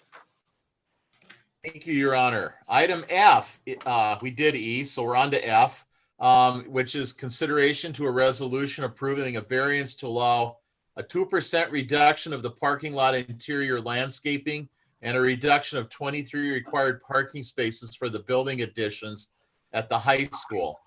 The CDC, again, looked at this, unanimously recommended approval of it. One note, we asked the school district to look at planting some trees there, but we didn't make that part of our motion. So I'm recommending, or I'm making a motion to approve this resolution as is. Okay. So is there a second to the motion? Josephson, second. Okay, the motion's been made and seconded to approve a variance for a 2% reduction of the parking lot interior landscaping and a reduction of 23 required parking spaces for the addition to the Detroit Lakes High School. Discussion on the motion. I have some comments on that, Mayor. Can you go ahead, Ron. Can you get me up and running here with all? Well, I'm glad they're enlarging the high school and so forth on it, but my concern are the neighborhoods down there because they've had parking problems already with the old parking lot with teachers and pupils parking in their neighborhoods. And even though, this school is going to continue to grow in 5-10 years from now, you're going to have even more students that are going to be driving cars. And my concern is where we're going to put all these cars. And I was hoping we could send this back to the school board and ask them to see if they can do something to keep what they need for parking, because right now it sounds like a good idea, but 5 years, 10 years from now, it's going to be a parking problem there. And I just think we should take another look at it and see where we can find these extra spots. Because I would want to be a neighborhood to that, be in a neighborhood close to the school with cutting back on parking stalls already. Because this is a matter that's just going to get worse. It's not going to get better. Yep. We could take a look at that down the road. I know the reason they're asking for this variance at this time is because they're running into problems with the water table. Larry, I don't know if there's, or Kelsey, if there's anything you want to add to it. Yeah, Alderman Winter and Zeman, I was going to ask Larry to explain what the current car factor is, the parking factor versus what it used to be, and just kind of explain. I mean, we are adding spaces overall, and Larry, maybe you can speak to that. Yes, I was going to say that they are adding additional spaces. They aren't going with the same parking arrangement that they have right now. Also, in 2019, we changed our parking requirements. Where's your volume? One parking space for every 3 students. I'm old, I need a little more volume. What's that? Oh, I was just telling Gloria, I need to turn the volume up because I can't hear so good anymore. Oh. Go ahead, Larry. Go ahead. I didn't mean to cut you off. So basically, now we're requiring them to have, excuse me, what I said that wrong. The old ordinance was 1 space for every 7 students, and the new ordinance is 1 space for every 3 students. So it's quite a bit more than what they used to require. So if they would have built this a year ago, they could have gotten by with less than 200 parking spaces on the site. As it is now, they're providing 527 parking spaces. Hey, so that's better news. For quite a few years. That's better news. Thank you. Okay, any further discussion on the motion? Yeah, Mark Erickson. Go ahead, Jamie.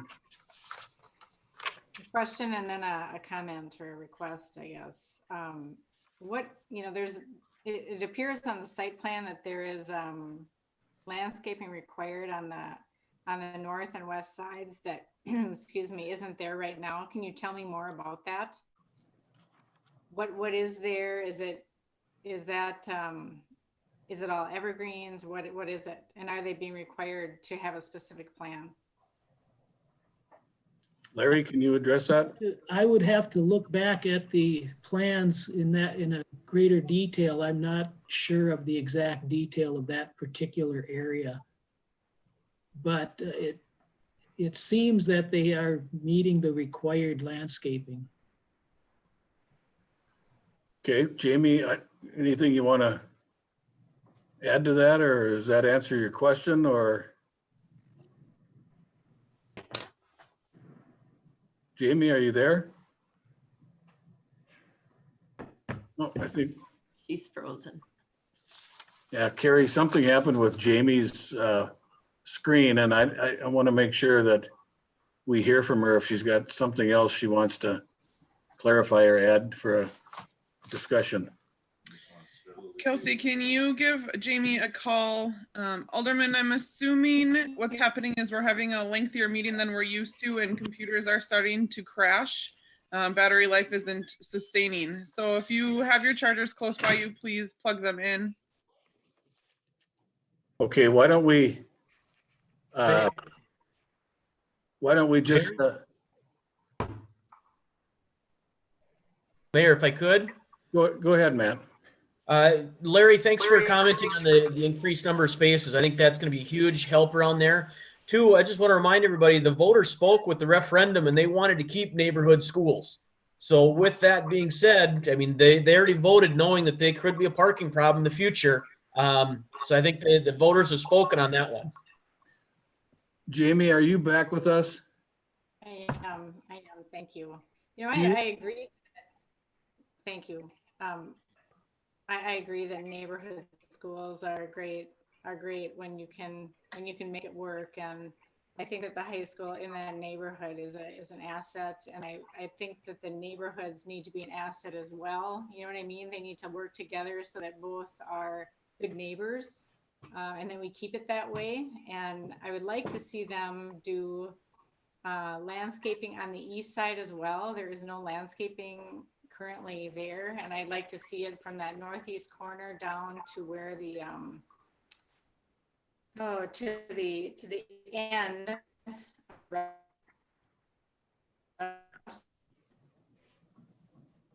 Jamie, unfortunately, we unfortunately have lost you. I don't. Jamie, we can't hear what you're saying, so we're gonna have to come back to you in a minute. Okay, so is there anyone else want to make a comment on this? Landscaping ordinance allow. So here's what I'm gonna do. I'm gonna hold off making a decision on this item until we can get Jamie back into the discussion. So Dan, why don't we just leave that on hold for a minute? We have a motion and a second on the table, but let's just delay the vote until we hear from Jamie and move on to the next item, please. Yep, well, item G is to set a resolution to set a public hearing for the proposed vacation of utilities located at lot 21 and 22, block 1, Long Bridge Heights Edition. And the resolution would establish a public hearing for the next council meeting. I'm gonna move that we set that public hearing for the next council meeting. Okay. Suki seconds. Motion's been made and seconded, and that was item G, right? Yes. Item G, Your Honor. Is there any member of the council that wishes to have any discussion regarding setting a public hearing for the proposed vacation of utilities at 1242 and 1246 Bay Ridge Drive? Hearing none, I'll take a roll call vote. Wenner? Aye. Zeman? Aye. Bulkey? Aye. Josephson? Aye. Imholt? Aye. Stuckey? Aye. Bly? Aye. Jamie, are you back with us? She's on mute. You're on mute, Jamie. Mayor, I believe she's getting on the calling in. So if you just give her one moment, she should be here. Okay.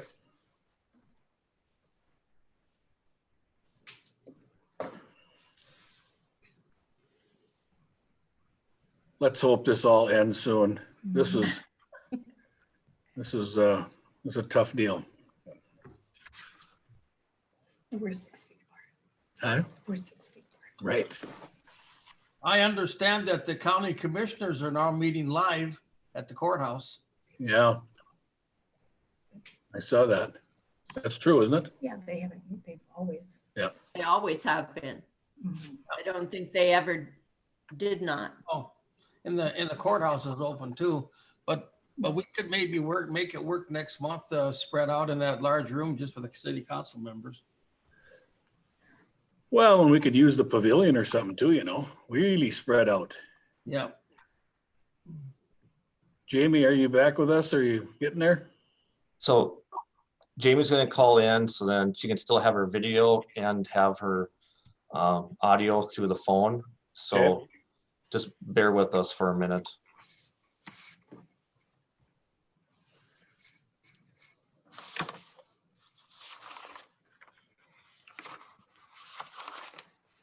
Geez, we still got a lot of stuff to do. Other than public works is crazy. We might have to have a supper break. Yeah, I think after Dan's agenda here, Bathroom break. I definitely need to probably take a 2-minute break.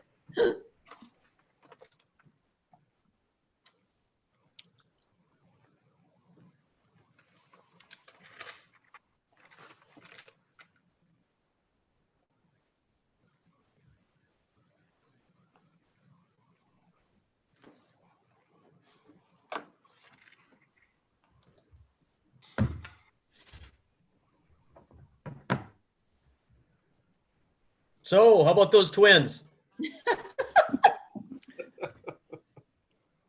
I'm Well, hey. reserving my seat for the fourth. We got a perfect score so far for the season. Well, now, Ron, I happened to watch game 163 from 2009 the other day. The Twins, interestingly enough, the Twins won again. I think that's all they're showing. The winning ones. Okay, let's come back to order here. Mayor, I think we're good to go with Alderman Mark Zerk. Jamie, can you hear us? I can. Thank you for your patience. Yeah, and we can hear you now, so that's good. So Jamie, we just one thing, Mayor. Jamie, you might have to turn the volume down on your computer.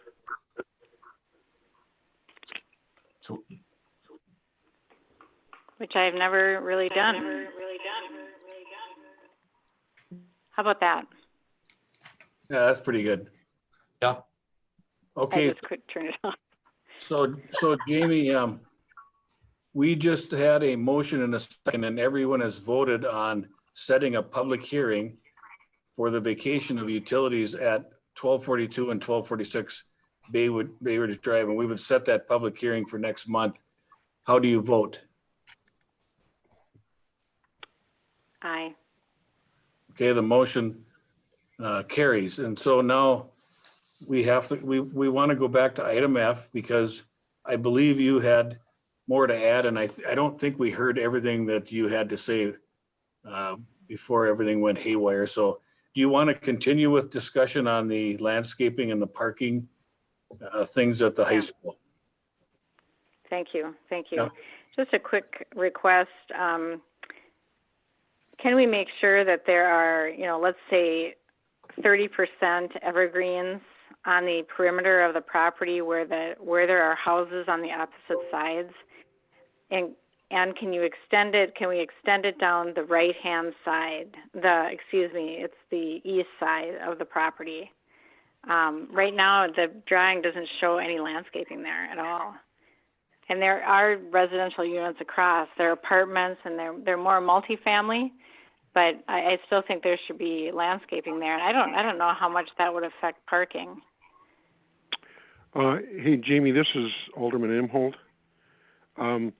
So at the Planning Commission, I brought up the issue of trees with Ryan Tangen, who is representing the school district. I didn't get a firm commitment out of them that they said they would be willing to do some tree planting. I guess I'm going to make it a personal goal that we talk to them about that, and certainly we would like your input as we propose a plan to them for trees, and I'm hoping they're acceptable. Whether they're in the budget for the school district or not, I think we can find folks that would be willing to, come up with some dollars to help them. So this is a pretty big, go ahead, sorry. Well, I'm just going to say, Jamie and Bruce and the council, I live just 3 doors across Roosevelt Avenue out the front door of the high school, and they just cut down some really nice big evergreen trees for this construction. I understand that, but I would really strongly recommend that we do everything we can to get some new trees planted all around the high school. This makes it look so much nicer and makes it fit into the neighborhood. So that would be my comment. Mayor Brink? Yeah, Ron. I would like to amend the motion that we go ahead and add this landscaping in there to make sure it is done. It's only 2%, but the concern I have is that we let government agencies not do the proposed, as far as landscaping it's kind of tough for us to tell a private business that they've got to comply. And I just think it's so little, they're just about there, that I would like to amend the motion that we go ahead and have them do the landscaping that we would like to see them do, that Jamie's recommending. Ron, I just, Kelsey? Go ahead, Dan. Dan? well, I'm just, Kelsey, they're looking for a reduction on the interior landscaping, and we're talking about putting trees around the outside. So it would seem to me that what we want to do is allow the 2% reduction of the parking lot interior, but add to the motion something about adding evergreens around the perimeter. That's correct. And Okay. maybe once on that, correct. Yeah, then the question, I amend that motion that we do that. okay, Is the there a- question would be how much? Well, I put down the recommendations that Jamie had for that corner that she wants to have for that side of the neighbors. Sure, and could you just repeat that, Jamie, so we can, and I'll be happy to amend the motion, if you just tell us what you were looking for again. I'm looking for a landscaping plan that includes evergreens in those areas that are across from any residential units or in the view of, reasonable view of residential units in the neighborhood on the north and east side and the west side. Understanding that the west side, well, never mind, just northeast and west side, a landscaping plan for the northeast and west side that includes evergreens on all those sides. Okay. I'm not sure they can do this with a 2% reduction, because I'm not sure, Larry, maybe I think the percentage is the same whether it's interior or exterior. You're muted, Larry.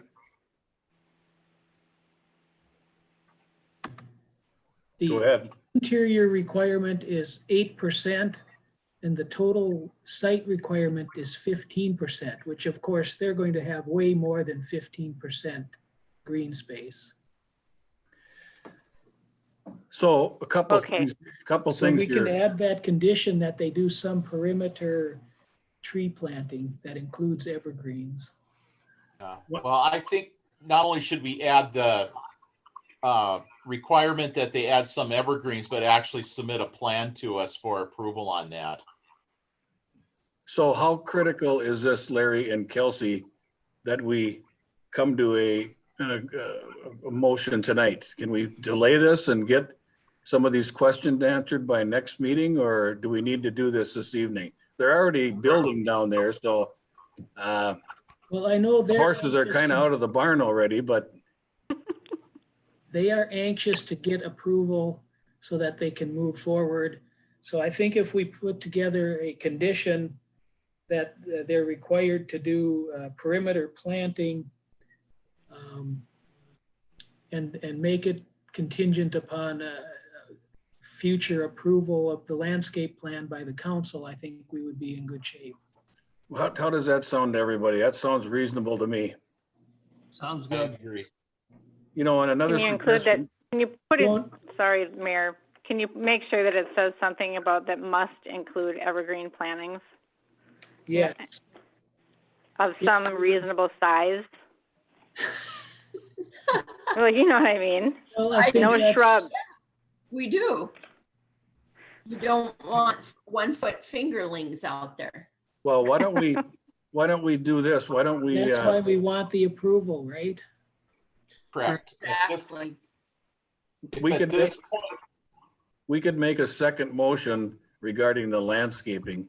We could do a motion on the parking variance and then put another motion together for the landscaping that they have to come back and we have to approve their landscaping plan.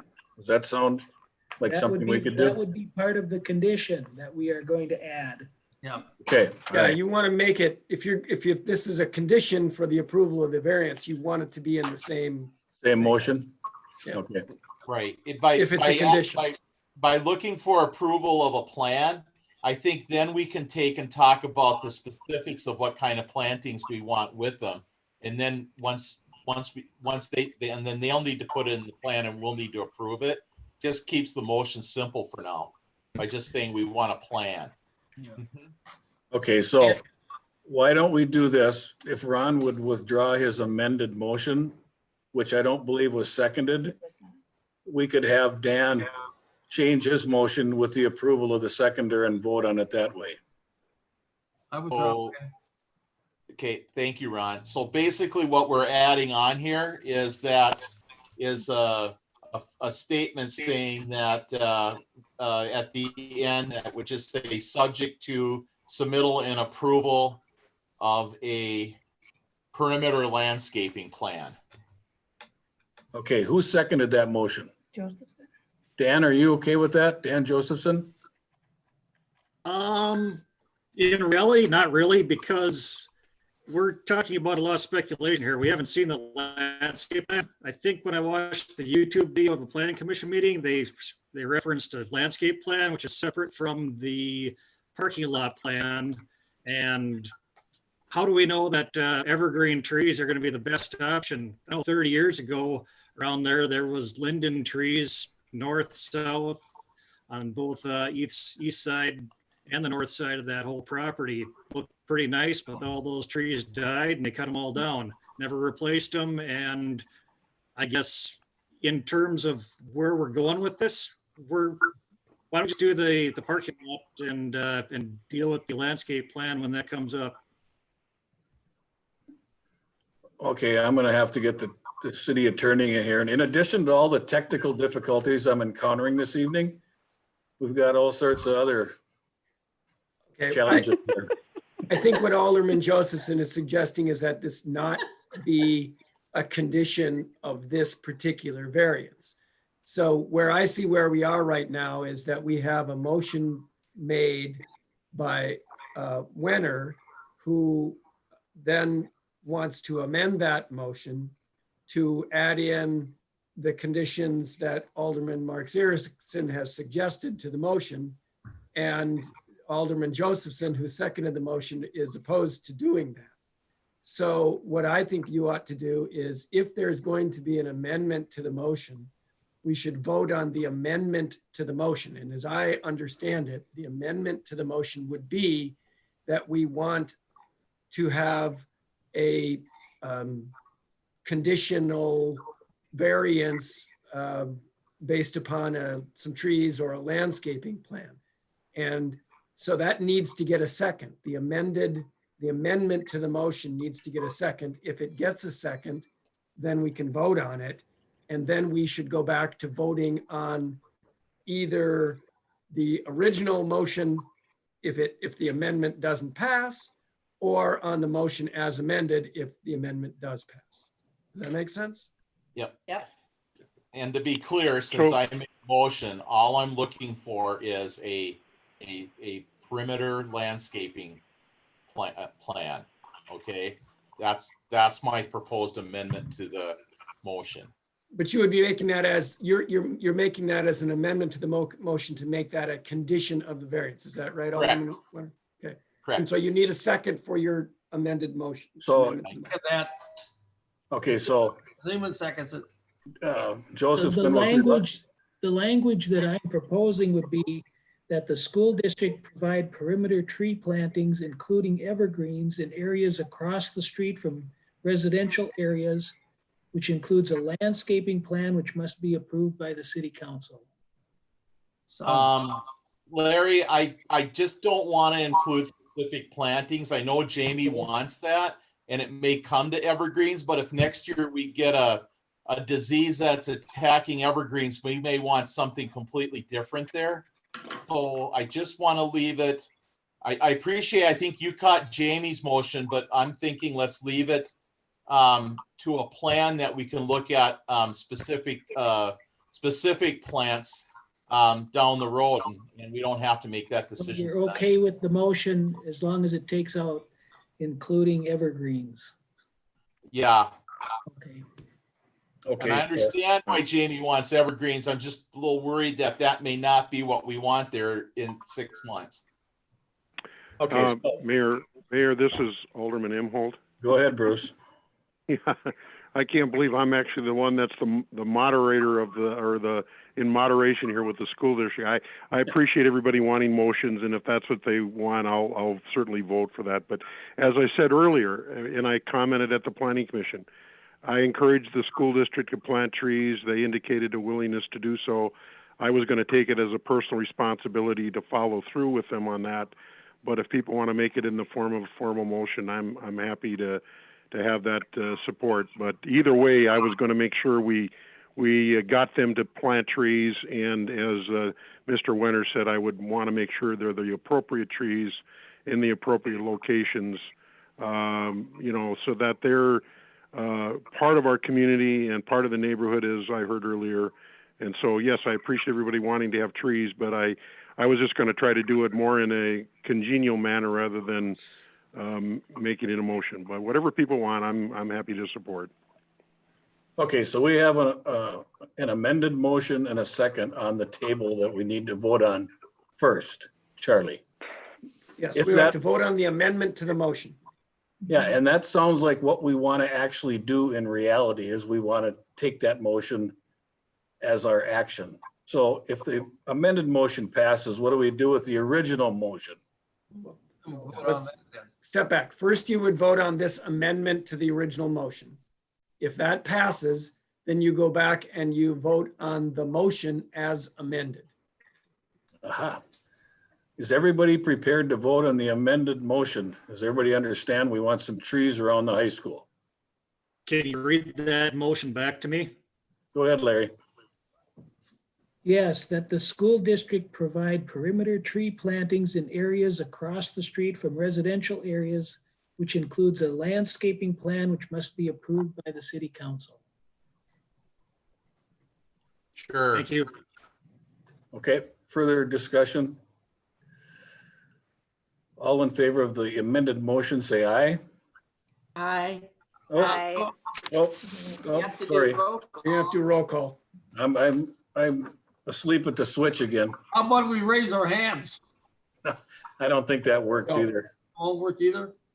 Wenner, Aye. Zeman, Aye. Mark Erickson, Aye. Bulkey, Aye. Josephson, No. Imhold, Aye. Bly, Aye. Suki. Aye. Did I hear a no? Dan, did you? Yes, Josephson. Dan voted no. The motion, the amended motion passes. Now we have to vote on the motion as amended. That's correct. We just passed the amendment to the motion. Now we need to go back and vote on the motion as amended. So this would be, if it passes, this would then settle it. Okay, so we'll take another roll call vote on that motion. Suki, Aye. Bly, Aye. Imholt, Aye. Josephson, Aye. Bulkey, Aye. Mark Erickson, Aye. Zeman, Aye. Wenner. Aye. The motion passes. Thank you. Sorry for the struggle there, but where are we at now? Are we on item H, Dan? Yes, sir. We have one more item before you can take that 2-minute break. Okay. All right. So this is a request from Broadway Welding to authorize a 1-year extension. First of all, to a non-conforming use permit to allow 35,000 square foot addition to an existing industrial building with a 17-foot side yard setback, and a variance from the airport zoning requirement to allow a 110,500 square foot building on a 5.56 acre lot in land use safety B of the airport, safety zone B of the airport, and a variance to allow paving of 71 parking spaces for a 110,500 square foot manufacturing facility at 1090 Legion Road to May 14th, 2021. The CDC reviewed this, recommended approval, and I so move. Suki seconds. Motion has been made and seconded to actually do 3 different things. We're going to extend a non-conforming use for 1 year. This is the Broadway Welding. We're going to grant a variance from the airport zoning requirement, and we're going to grant a variance to allow paving of 71 parking spaces. This is Broadway Welding at 1090 Legion Road. And that would extend till May 14th, 2021. Discussion on the motion? I'll take a roll call vote. Josephson? Aye. Bulkey? Aye. Imholt? Yes. Bly? Aye. Suki? Aye. Wenner? Aye. Zeman? Aye. Marks Erickson? Aye. Motion passes. Are we done with the agenda for the Community Development Committee?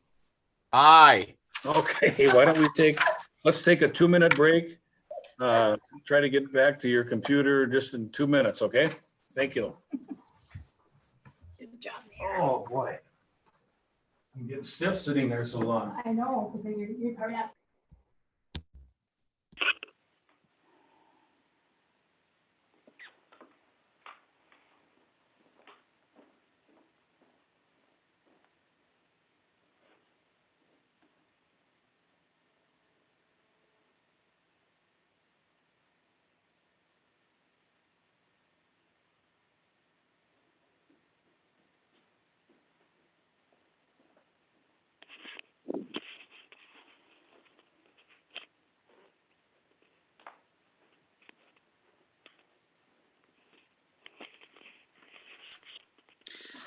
John, since we have a second, just want to make sure you got your volume okay.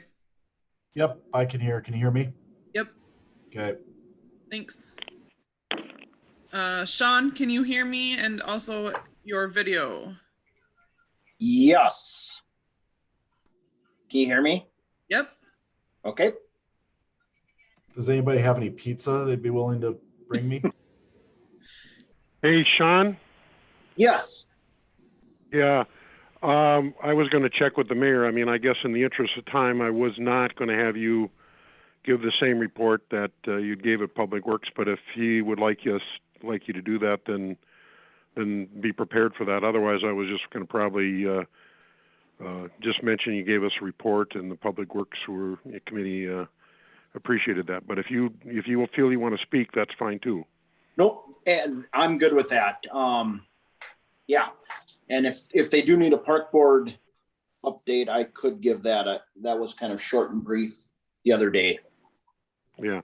Well, I'll see what he wants to do. I'm not trying to cut you off, but I know the meeting is going to get a little long here, so I was going to try to speed it along if we need to. So. Yep. Nope. Bruce. Yeah. I wanted to make a comment on that item about the COVID for the city of Detroit Lakes. On the Public Works part or Yeah, just in general? On the Public Works part. Okay, well, we'll have it for discussion, and if you want to hear a report from Sean, we can certainly have him do that.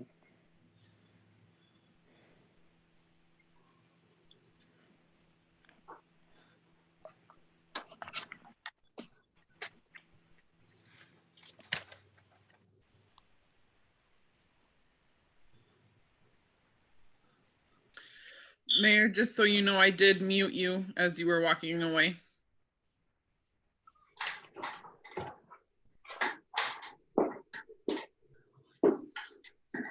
There'll be an option in your lower left corner to unmute. Am I unmuted now? Correct. Why did you mute me? Because you can? Because I can, but I didn't think you would want to have everybody hear your chatter as you were walking away. Oh. We are still live to YouTube, so. Right.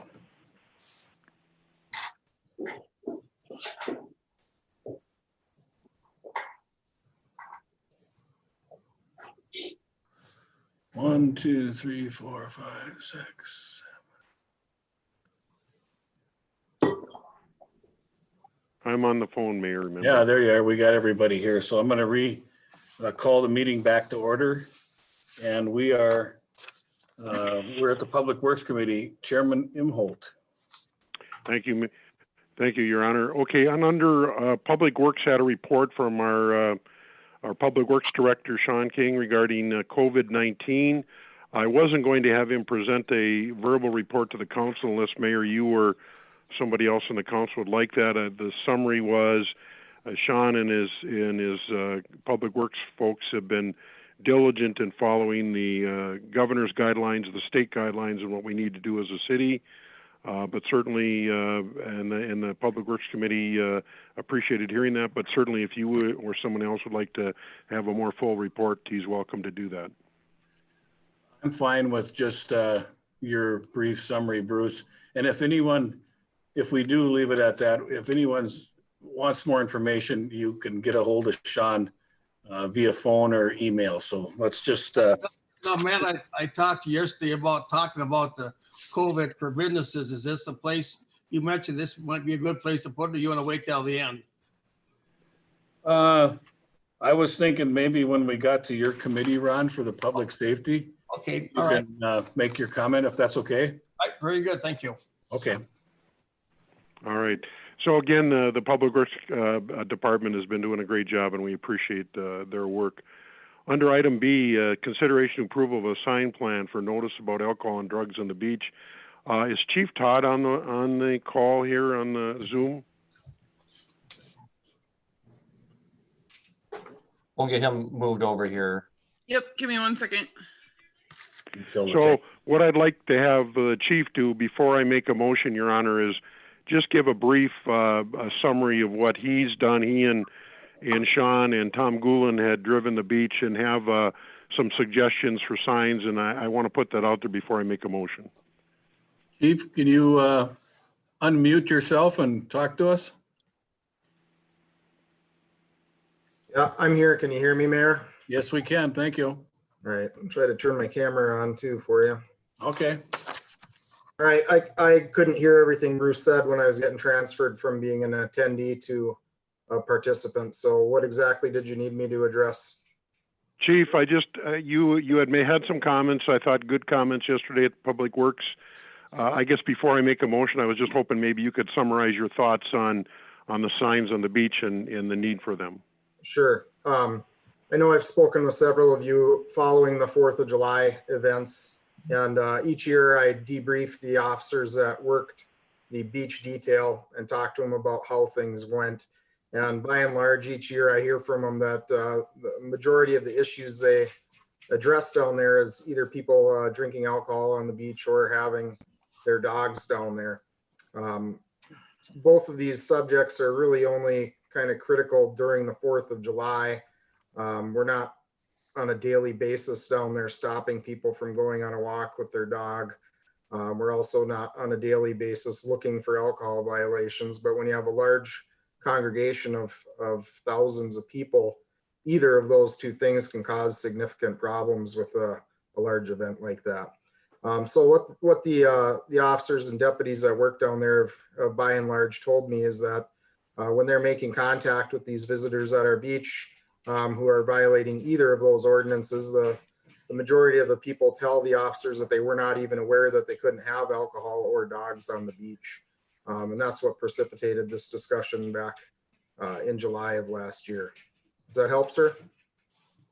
Yes, thanks, Chief. So with that, the Public Works Committee discussed this issue, recommends that we, there's a, in your packet, I believe there's some indication, or maybe it's up on the screen, I can't see it. But anyway, Mayor, the Public Works Committee moves for 9 signs as proposed by the staff that at 9 locations as proposed by the staff that indicate there's no alcohol or no dogs allowed on the beach, and I so move. I'll second that. Motion's been made and seconded to approve a sign plan for signs to be placed along the beach regarding alcohol and dogs.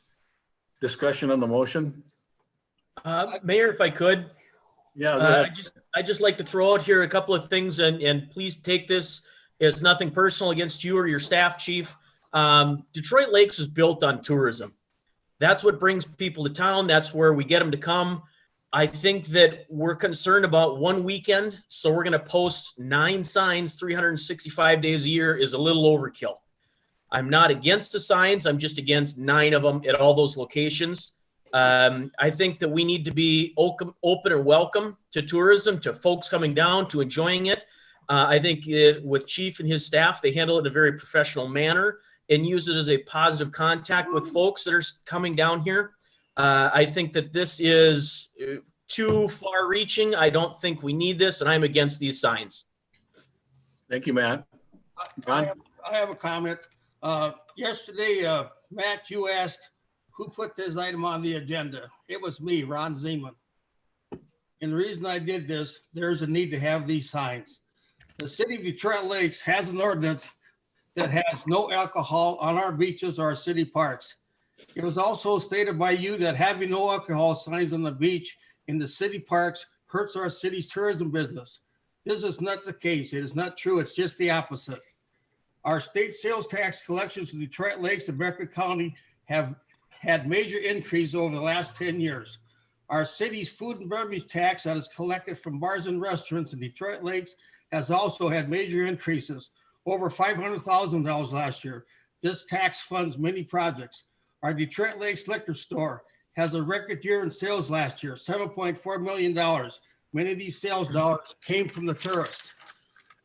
The hotel lodging tax continues also to be increasing in lodging tax collections. A few years ago, a new Fairfield Inn was built across from the city beach because there's an increased demand by tourists for places to stay. And then also we've had 3 restaurants on the lakes that have sold in recent years for millions of dollars because of the amount of people that are on the beach that want to have a place to have dinner and have cocktails. Our tourism has been stronger than ever because the general public lives in Detroit Lakes. They want to have a decent and reasonable place to go for comfort and safety. This is what we have on the beach when we have these signs. Our city population in Detroit Lakes also continues to grow. We're going to be close to 10,000 people. 50 years ago, we were at about 5,800 people.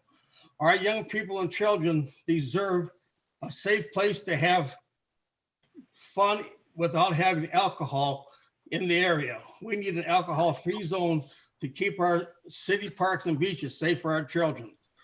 Adults have an abundance of places to go to have alcohol. The children don't. They just have the park and the beaches. You can go right across the street from the beach to any restaurant and you can have a dinner and a beverage of your choice. Our kids deserve a place to go to have fun without alcohol in our city beaches and city parks. They deserve a safe zone. More homes and families have been destroyed by alcohol than I care to mention. If you don't believe that, get a hold of the Becker County Human Services and ask them how many homes have been broken because of alcohol and drugs. In the state of Minnesota, 1 out of 7 licensed drivers have 1 or more DUIs. Minnesota ranks in the top 12 states for the number of DUIs. What happens when you have no control? We had this problem many years ago. What happens when you don't have control? You have lots of problems and you have a lot of broken rules. First of all, many years ago, without these signs, we had people urinating in people's yards and in the city park. We also had human feces in people's yards and also in the city park. We also had to hire extra officers from Alexandria and also Deputy Sheriff's Department from the county. This was on every weekend, not just July 4th. We have a drinking problem 3 months out of the year down there. Our own police chief, Tim Egerbrotten, was attacked by a youth gang that was drunk the year that he was going to retire. If it wasn't for the fact there were some Becker County deputies, he would have had his clock cleaned for him. Just this past week, I myself was down at the beach. I had a Dairy Queen and I sat at one of our city benches and tables, and right there was a 12 pack of beer, empty bottles. So you see, there is no drinking going on. It's happening all the time. I'm not against drinking, but I feel the city beaches and parks should be alcohol-free.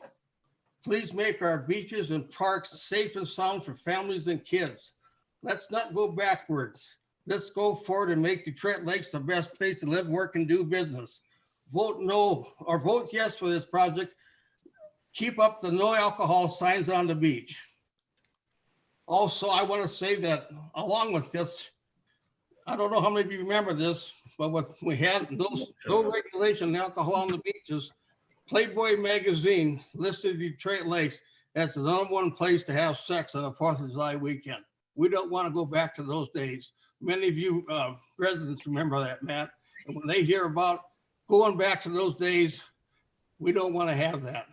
And I certainly don't want to have that for my kids or my grandkids. Thank you. Okay, so we have a motion and a second on the table to approve the sign plan. Mayor, Any further discussion? Mayor, if I could, Go ahead, Matt.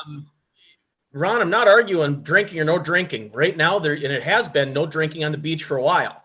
I'm looking at this from a perception standpoint of DL has had the fact for many years that we want you to come to town, but yet don't do this, don't do that, don't walk on left feet and everything else. I'm trying to make this more aesthetically pleasing and more welcoming. I'm not arguing drinking on the beach, because you could argue that there's street signs that tell you can only go 30 miles an hour, but yet chief pulls over people daily because they don't follow the signs. I'm just saying, let's make this more open and welcoming. That's all I'm saying. I don't think 9 signs is going to stop drinking. I think it's going to make people go, oh, geez. No, but Matt, you just mentioned I was hurting tourism. I just gave you the records to show you that does not hurt. It has made it better for us. And quite frankly, I don't think we've gone far enough. We should also have a sign on the entrance of our city park of Washington Avenue. We should have a sign at Long Lake at the campsite out there for the park, and also at the new park going up on the south side. So Okay, well, we do have an ordinance and we should be enforcing it. okay, you've both made your points and I appreciate that. Mayor, I've got a comment too.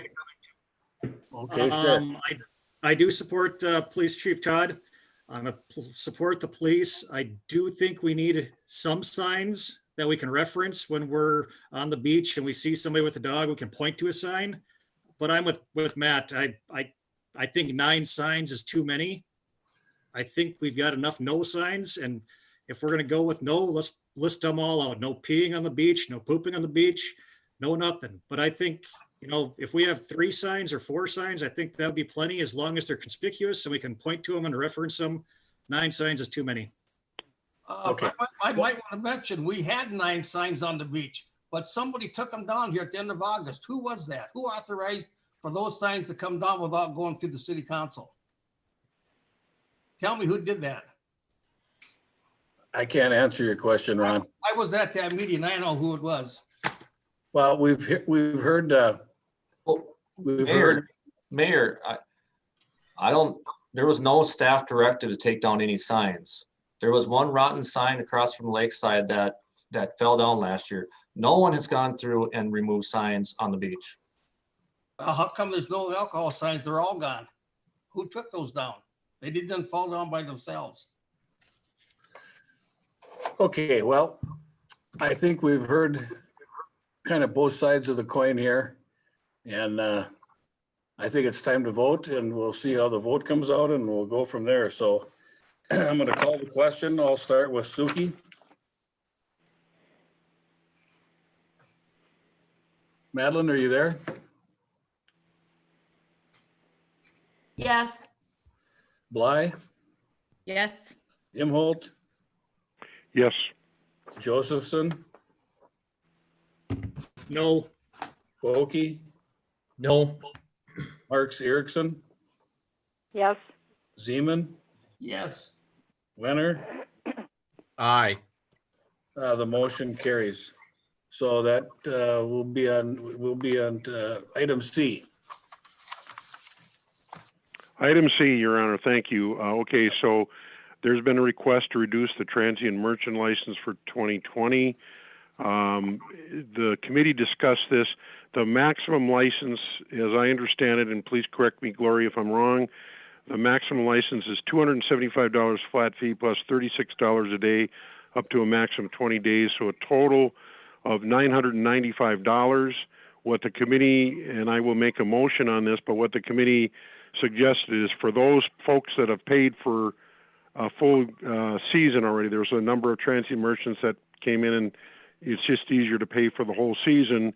If they want to get a refund of their fee, they can do that, and then just apply on the per day basis. So rather than just reduce the fee, this is a self-limiting thing where rather than get all the whole season, if they only want to do 10 events and pay $36 a day plus the $275, they can do so. So it's a little different than just refunding as we did the liquor fee. So my motion is, the staff wanted some backup on this. So my motion is that we allow transient merchants to get a refund of their full year transient merchant fee and reapply on a per day basis. And that's my motion.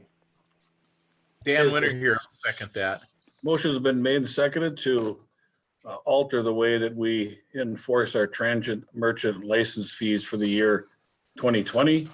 Discussion on the motion. I'll call a roll call vote. Mark Erickson. Aye. Zeman.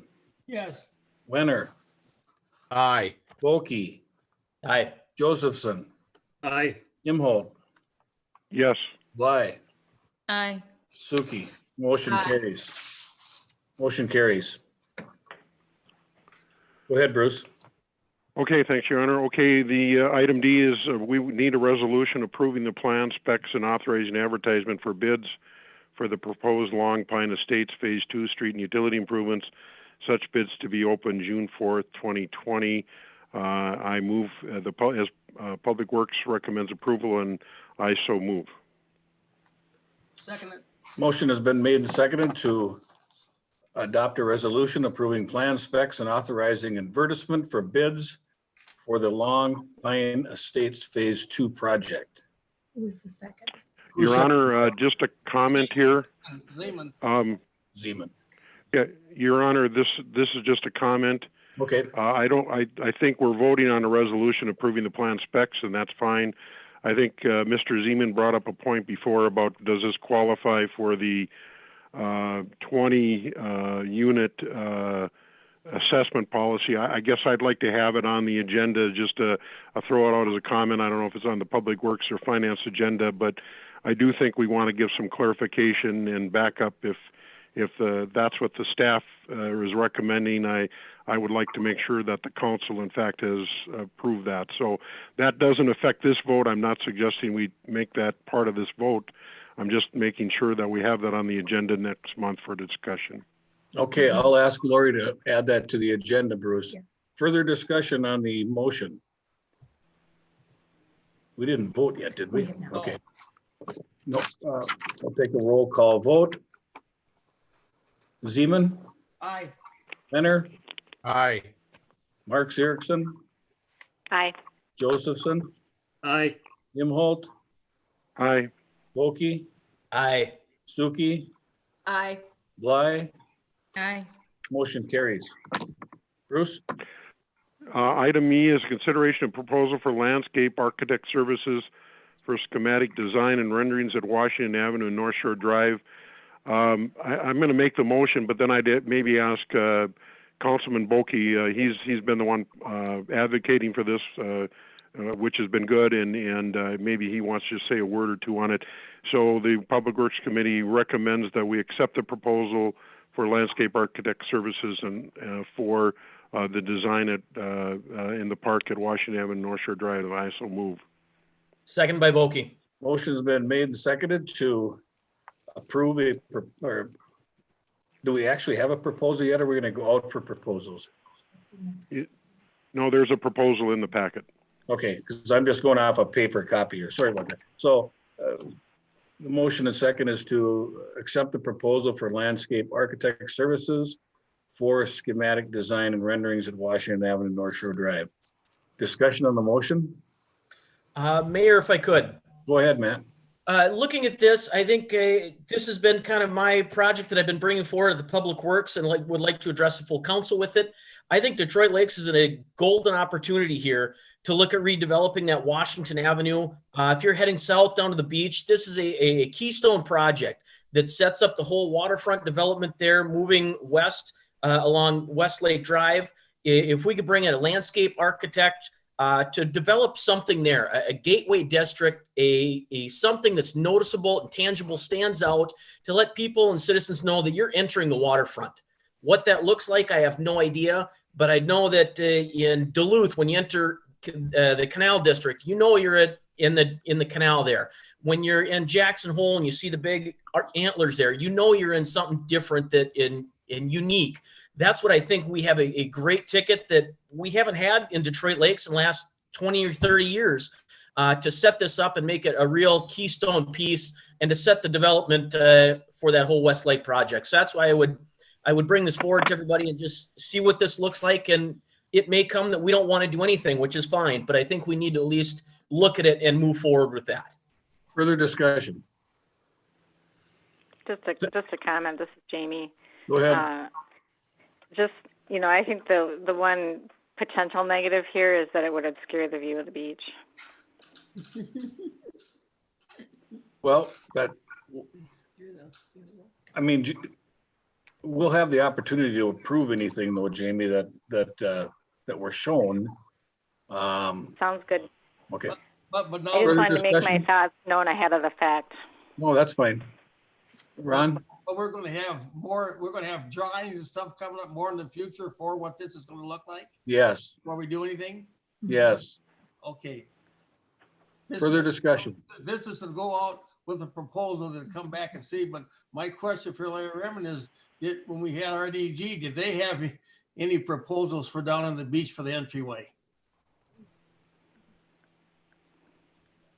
I don't know if they still...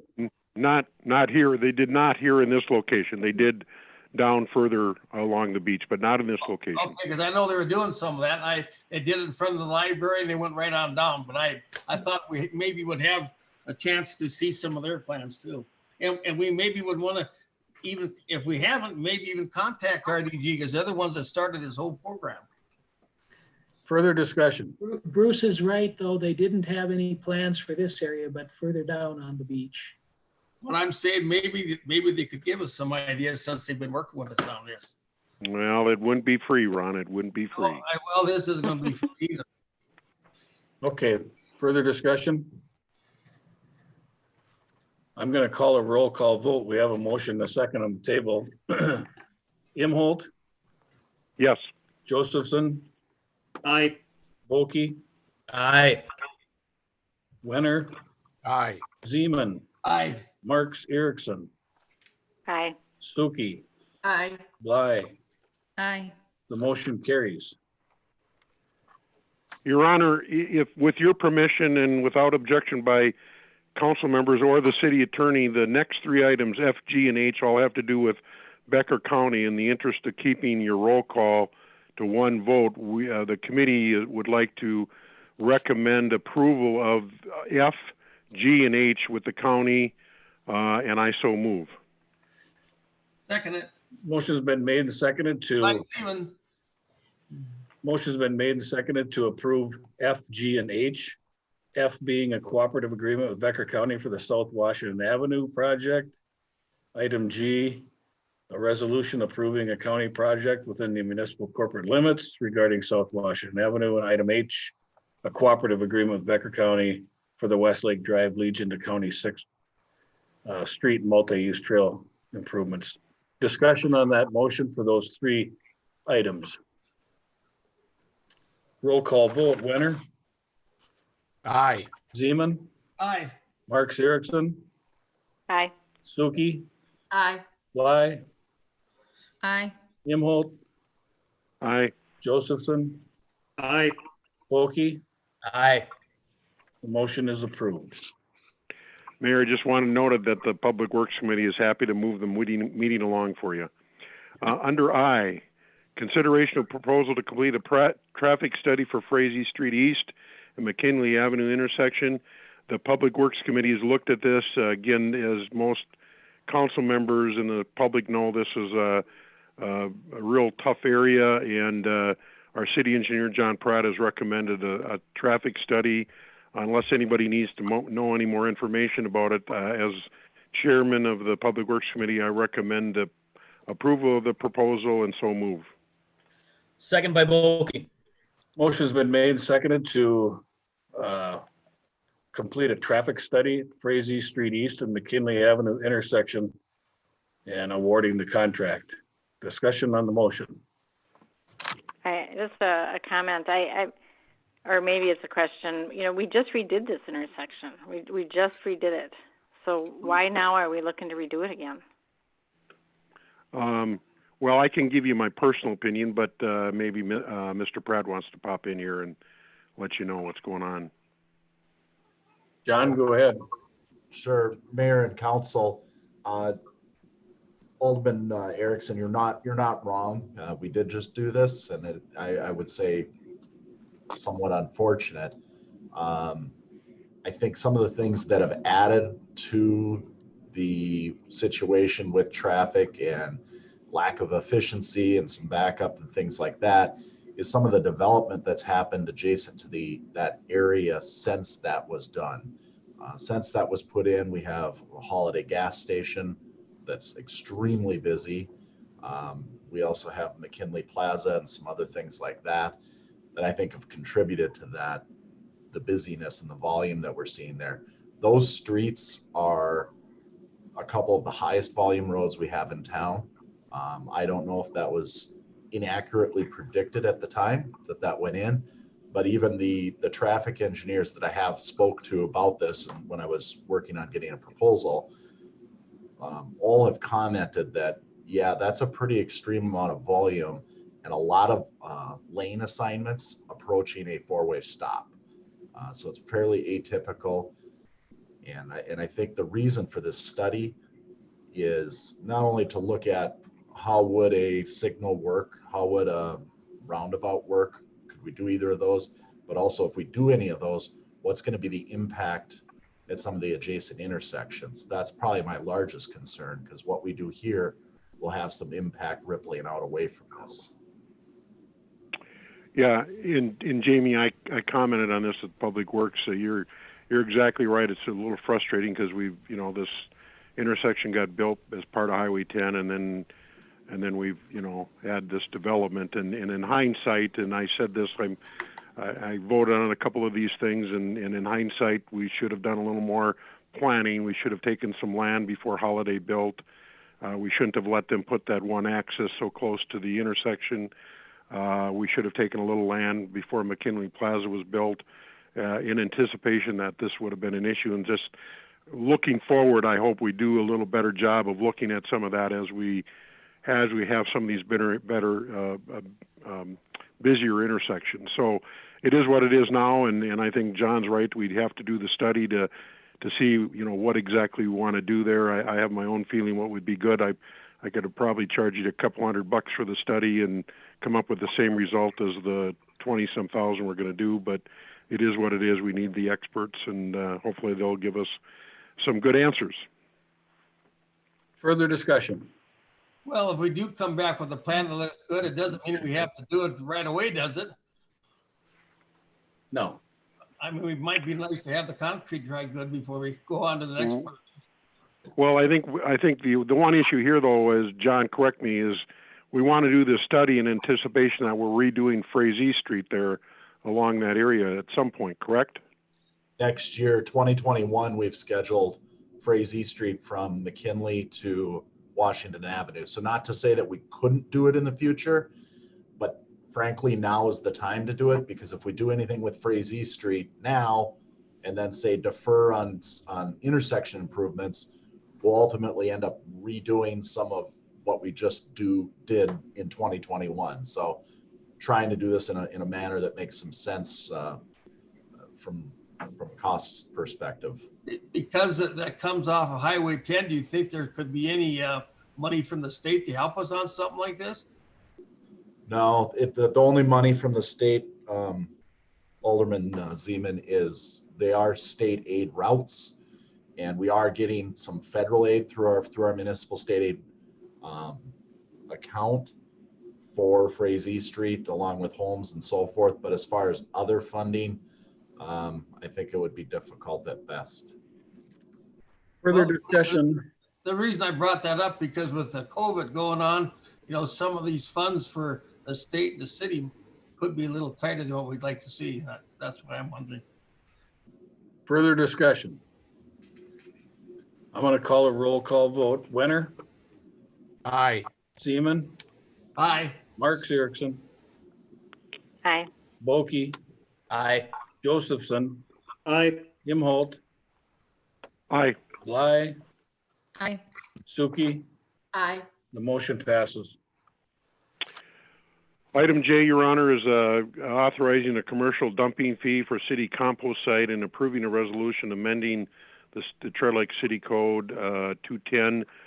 This is again reference to the fact that we've got commercial landscape people, lawn people that are dumping at the city site. So we would like to charge them a fee to at least try to recoup some of the costs of maintaining that site. I believe the fee is supposed to be $500. Public Works recommends approval, and I so move.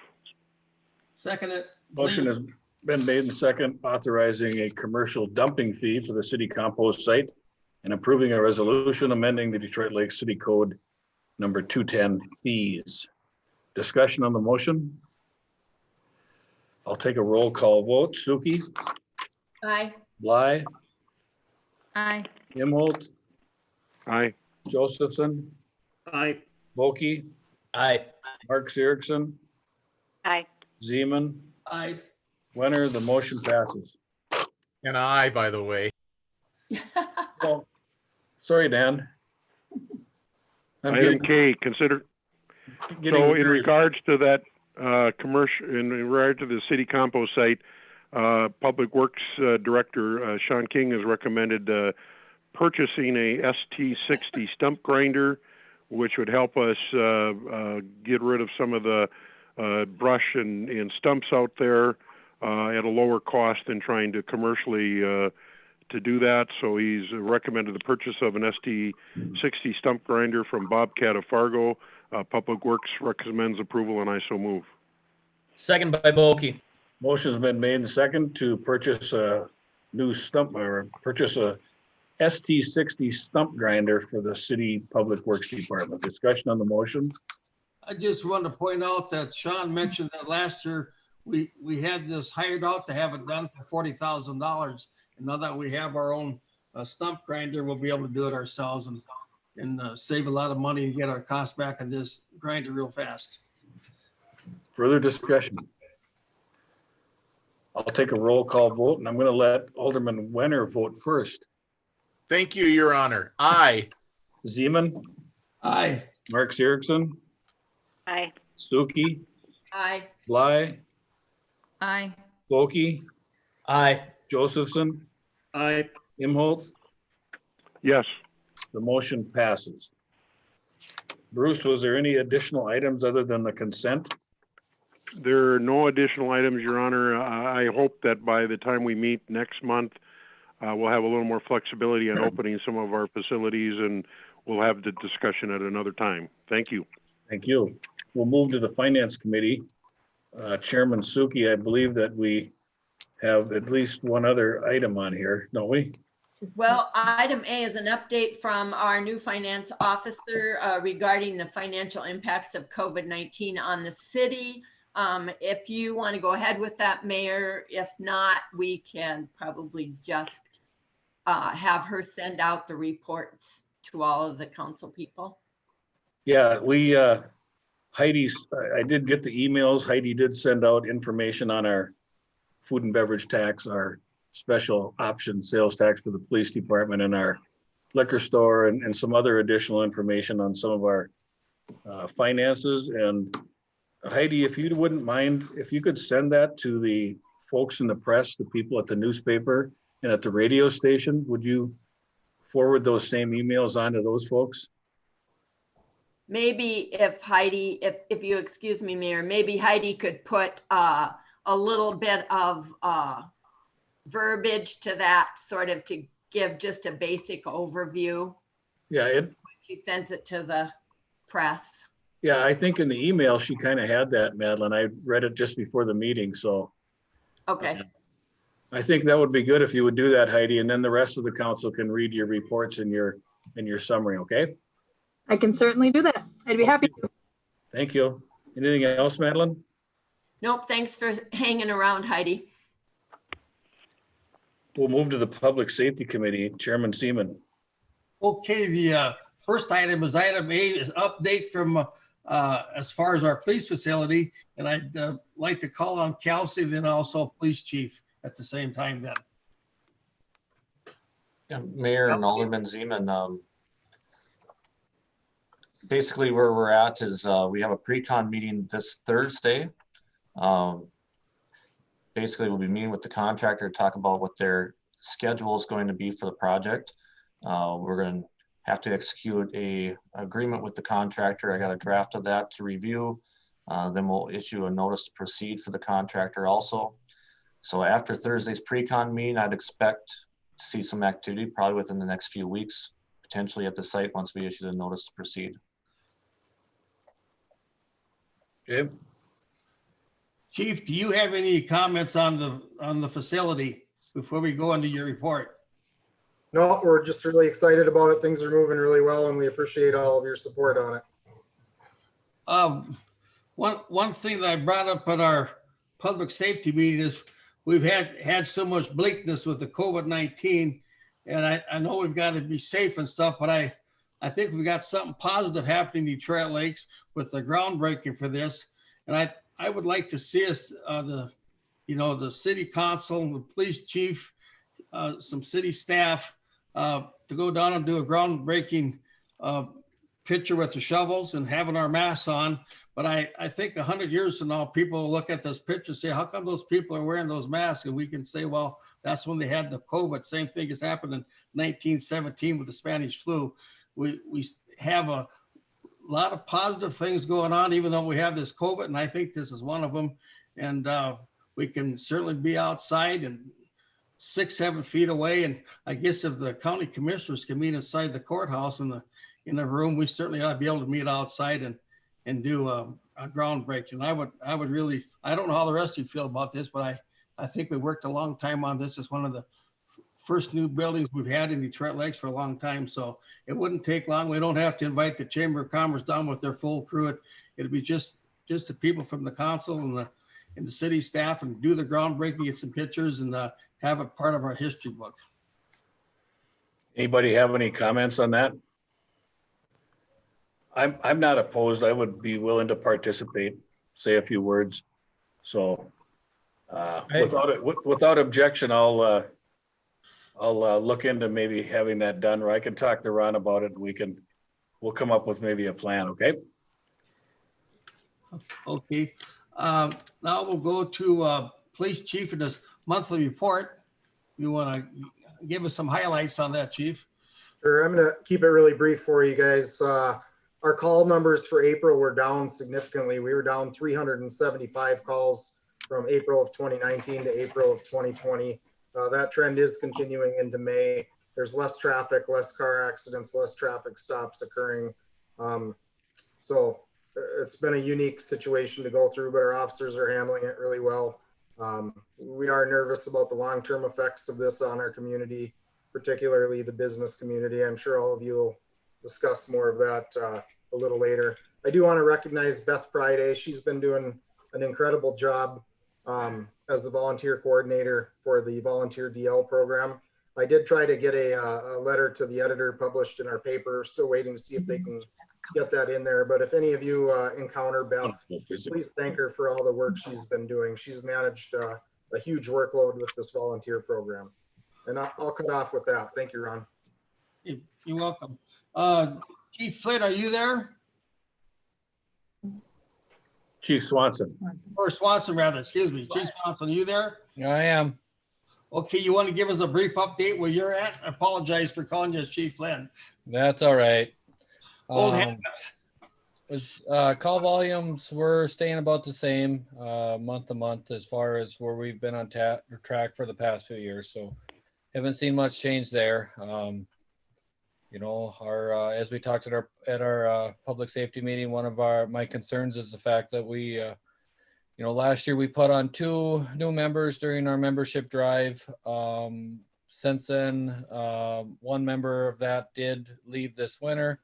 The other member is now going to be leaving here shortly. So, you know, we're having a hard time getting people to join and then keeping them, moving to different areas, that type of stuff.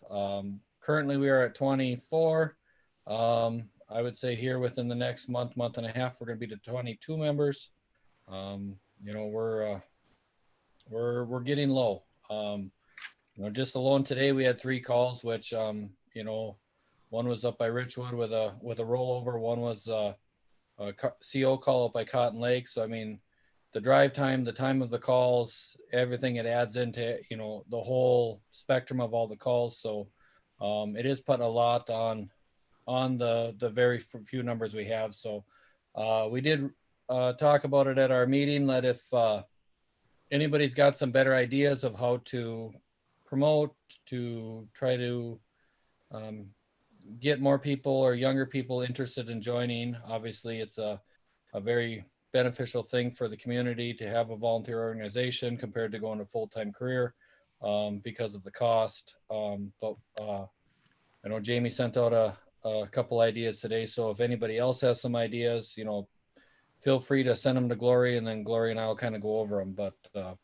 we're other than that, the membership, I mean, we've been training in small groups, trying to keep their skills on task and that type of stuff. So, you know, that's kind of where we're at. So I'd like to mention that Ryan has been talking with fire chiefs across the state, and it's a kind of getting to be a state issue, but we're going to have to come up with some type of plan here eventually, because after mid-fall, we could be down to 20 firemen.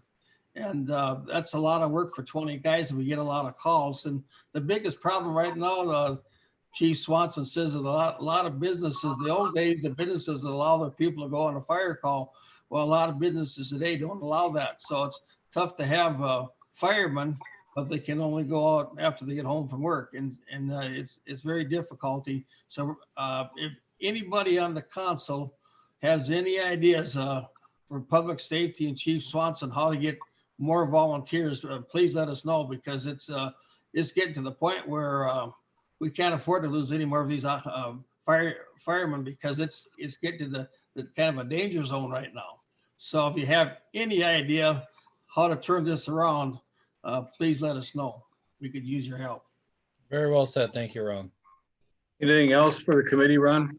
Well, yes, I wanted to talk a little about the COVID and what's happening here in Detroit Lakes.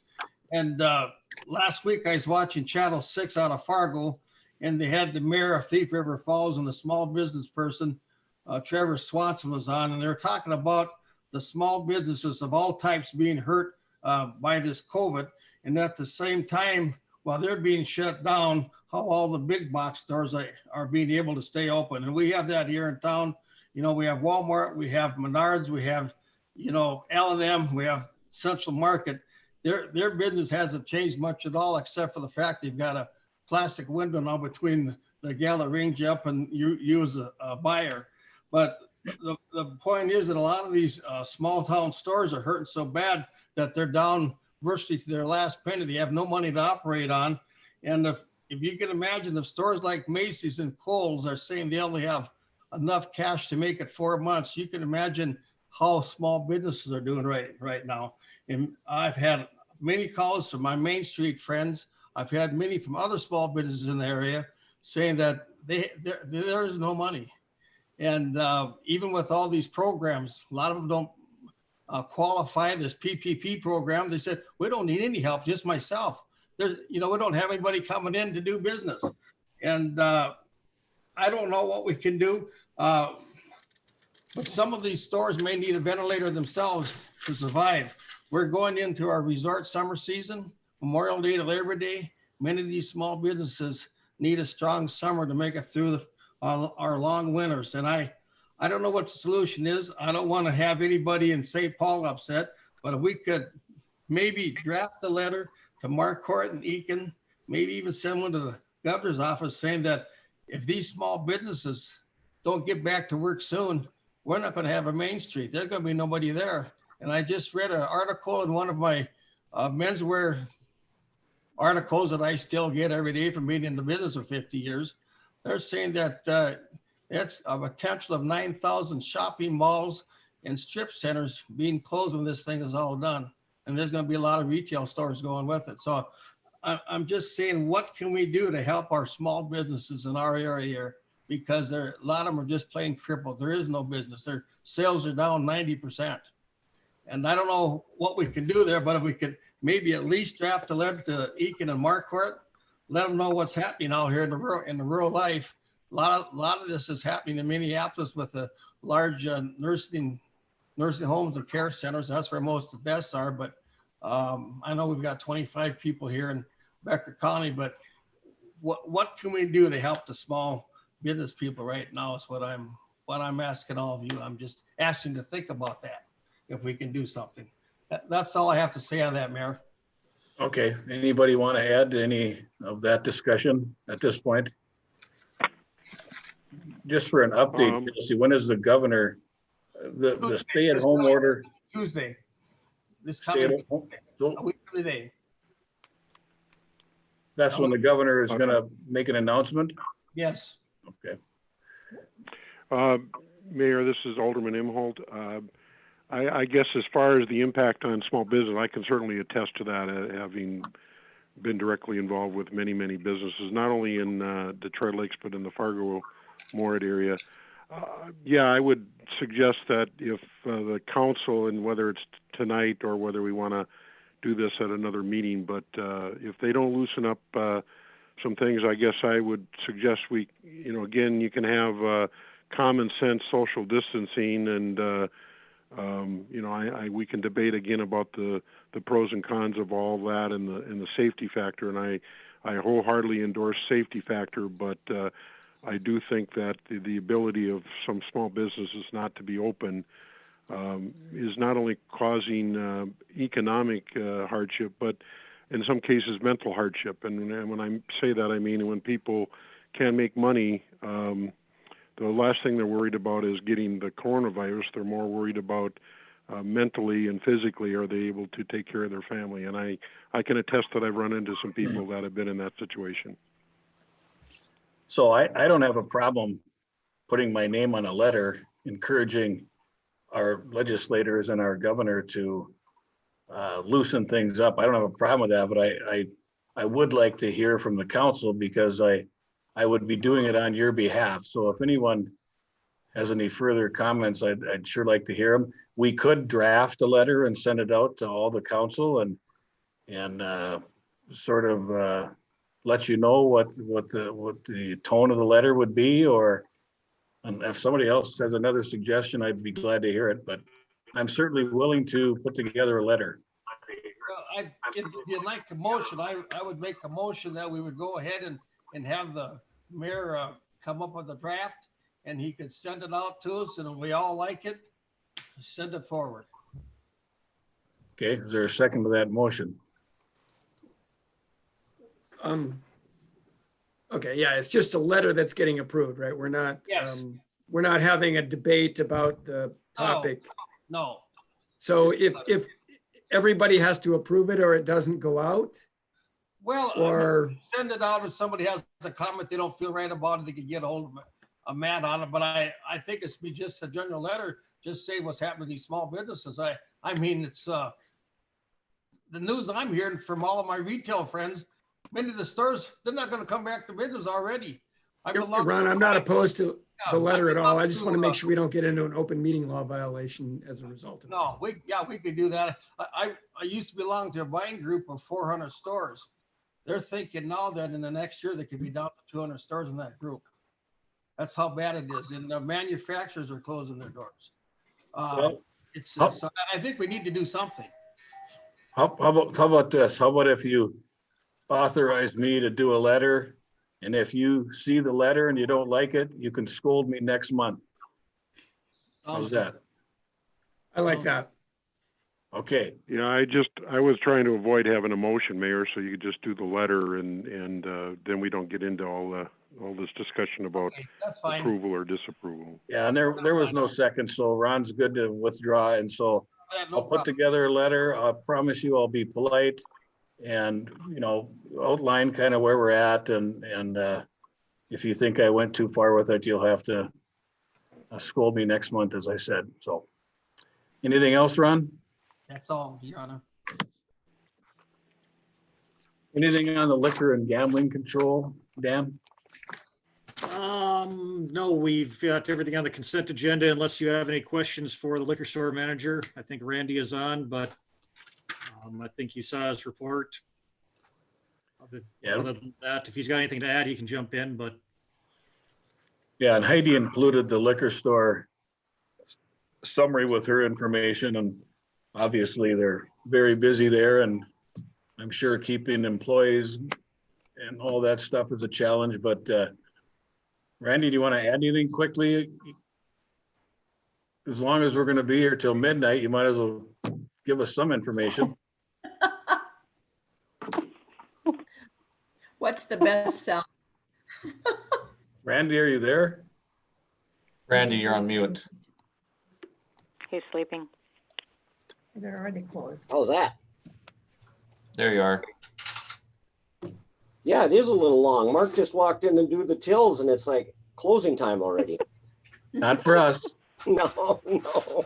Why don't you give us a 1 minute summary? We do have the report, that Heidi provided us, so we know that the numbers are looking good. Well, I ran a report from March until now, and so that report is 40% more in total sales, 41% in profit. The number of tickets is only up 6%, but the average ticket is up 36%. So yeah, in a nutshell, it's very busy. We'll see what happens this summer.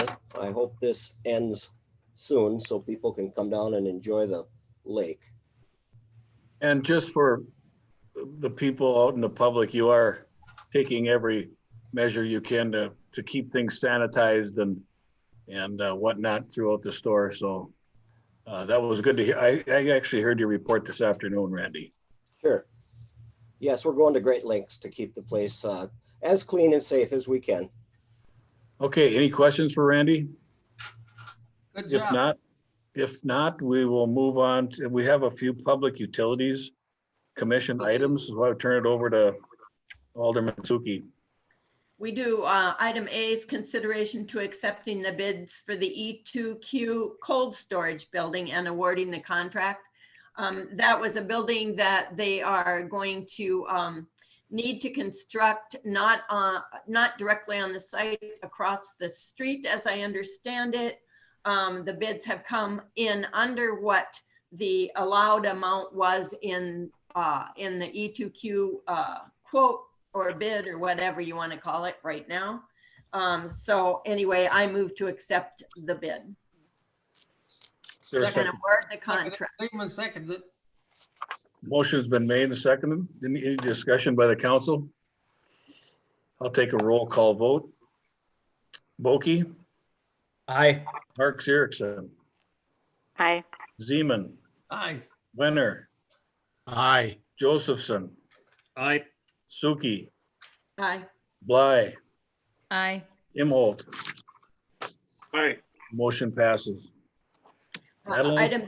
Item B is consideration to authorizing the advertising, just the advertising for the electric relocation project on Westlake Drive.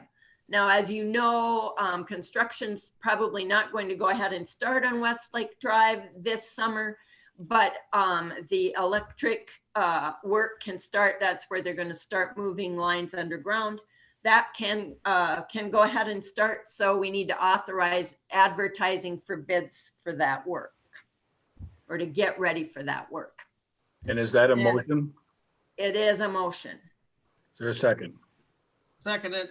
Motion's been made and seconded to authorize the advertisement for the electric relocation project on Westlake Drive, and that would be the segment from Legion Road to County 6, correct, Madeline? Correct. Discussion on the motion? Roll call vote.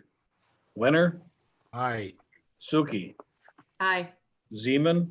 Aye. Bly? Aye. Mark Erickson? Aye. Imholt? Aye. Josephson? Aye. Bulkey? Aye. The motion passes. And I believe there's one other additional item, is there not? Yes, there is one additional item, and I think Kelsey added that after the agenda was printed.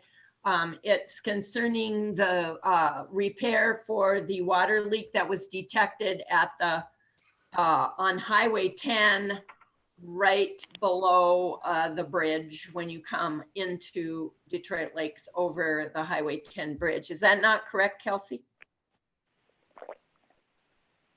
Yeah, Madeline, that's correct. It's Highway 10 and Summit. Yeah.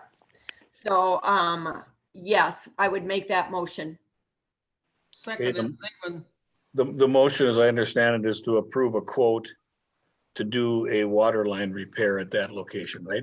Yes. And the motion's been seconded. Discussion? Do a roll call vote.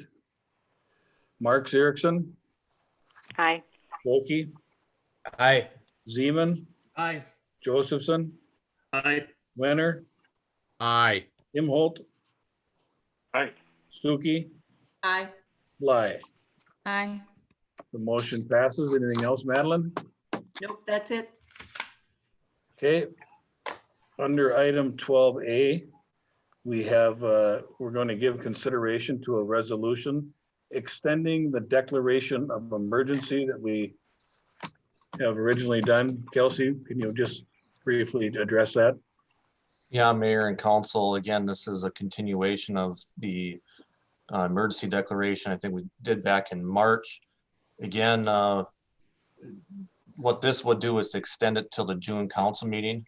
Again, just explain a little bit about what this resolution is and isn't.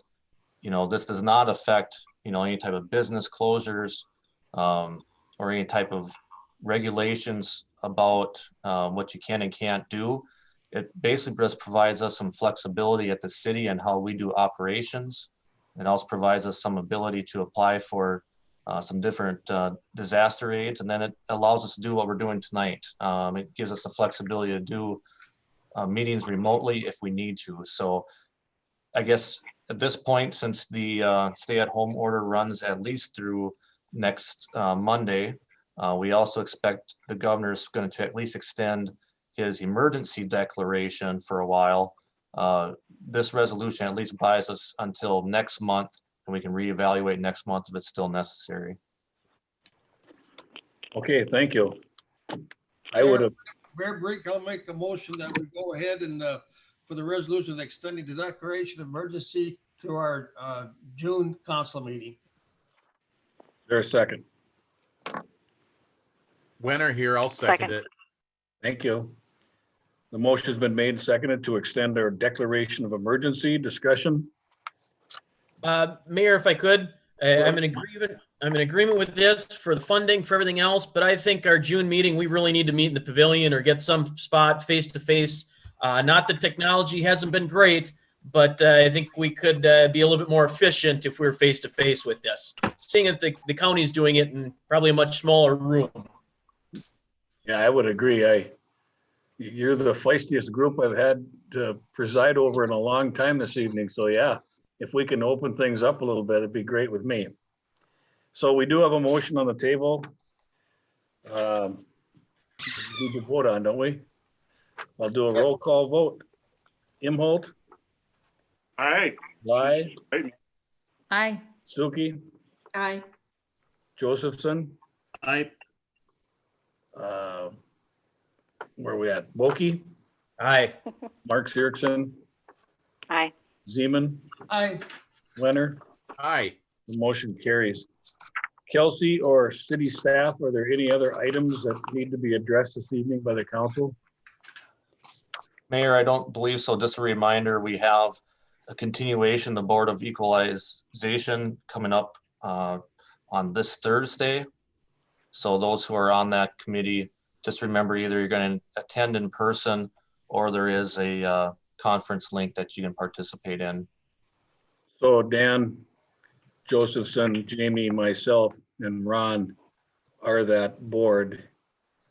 And I think Ron and I, we attended in person, and Jamie and Dan came in on Zoom. So where will that link be? Will it be an email to us? Yeah. Okay.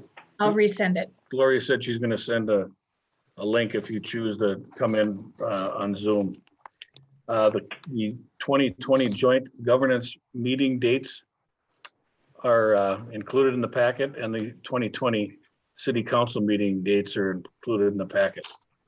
Is there anyone else anyone on the council that has something else that needs to come before we adjourn this evening?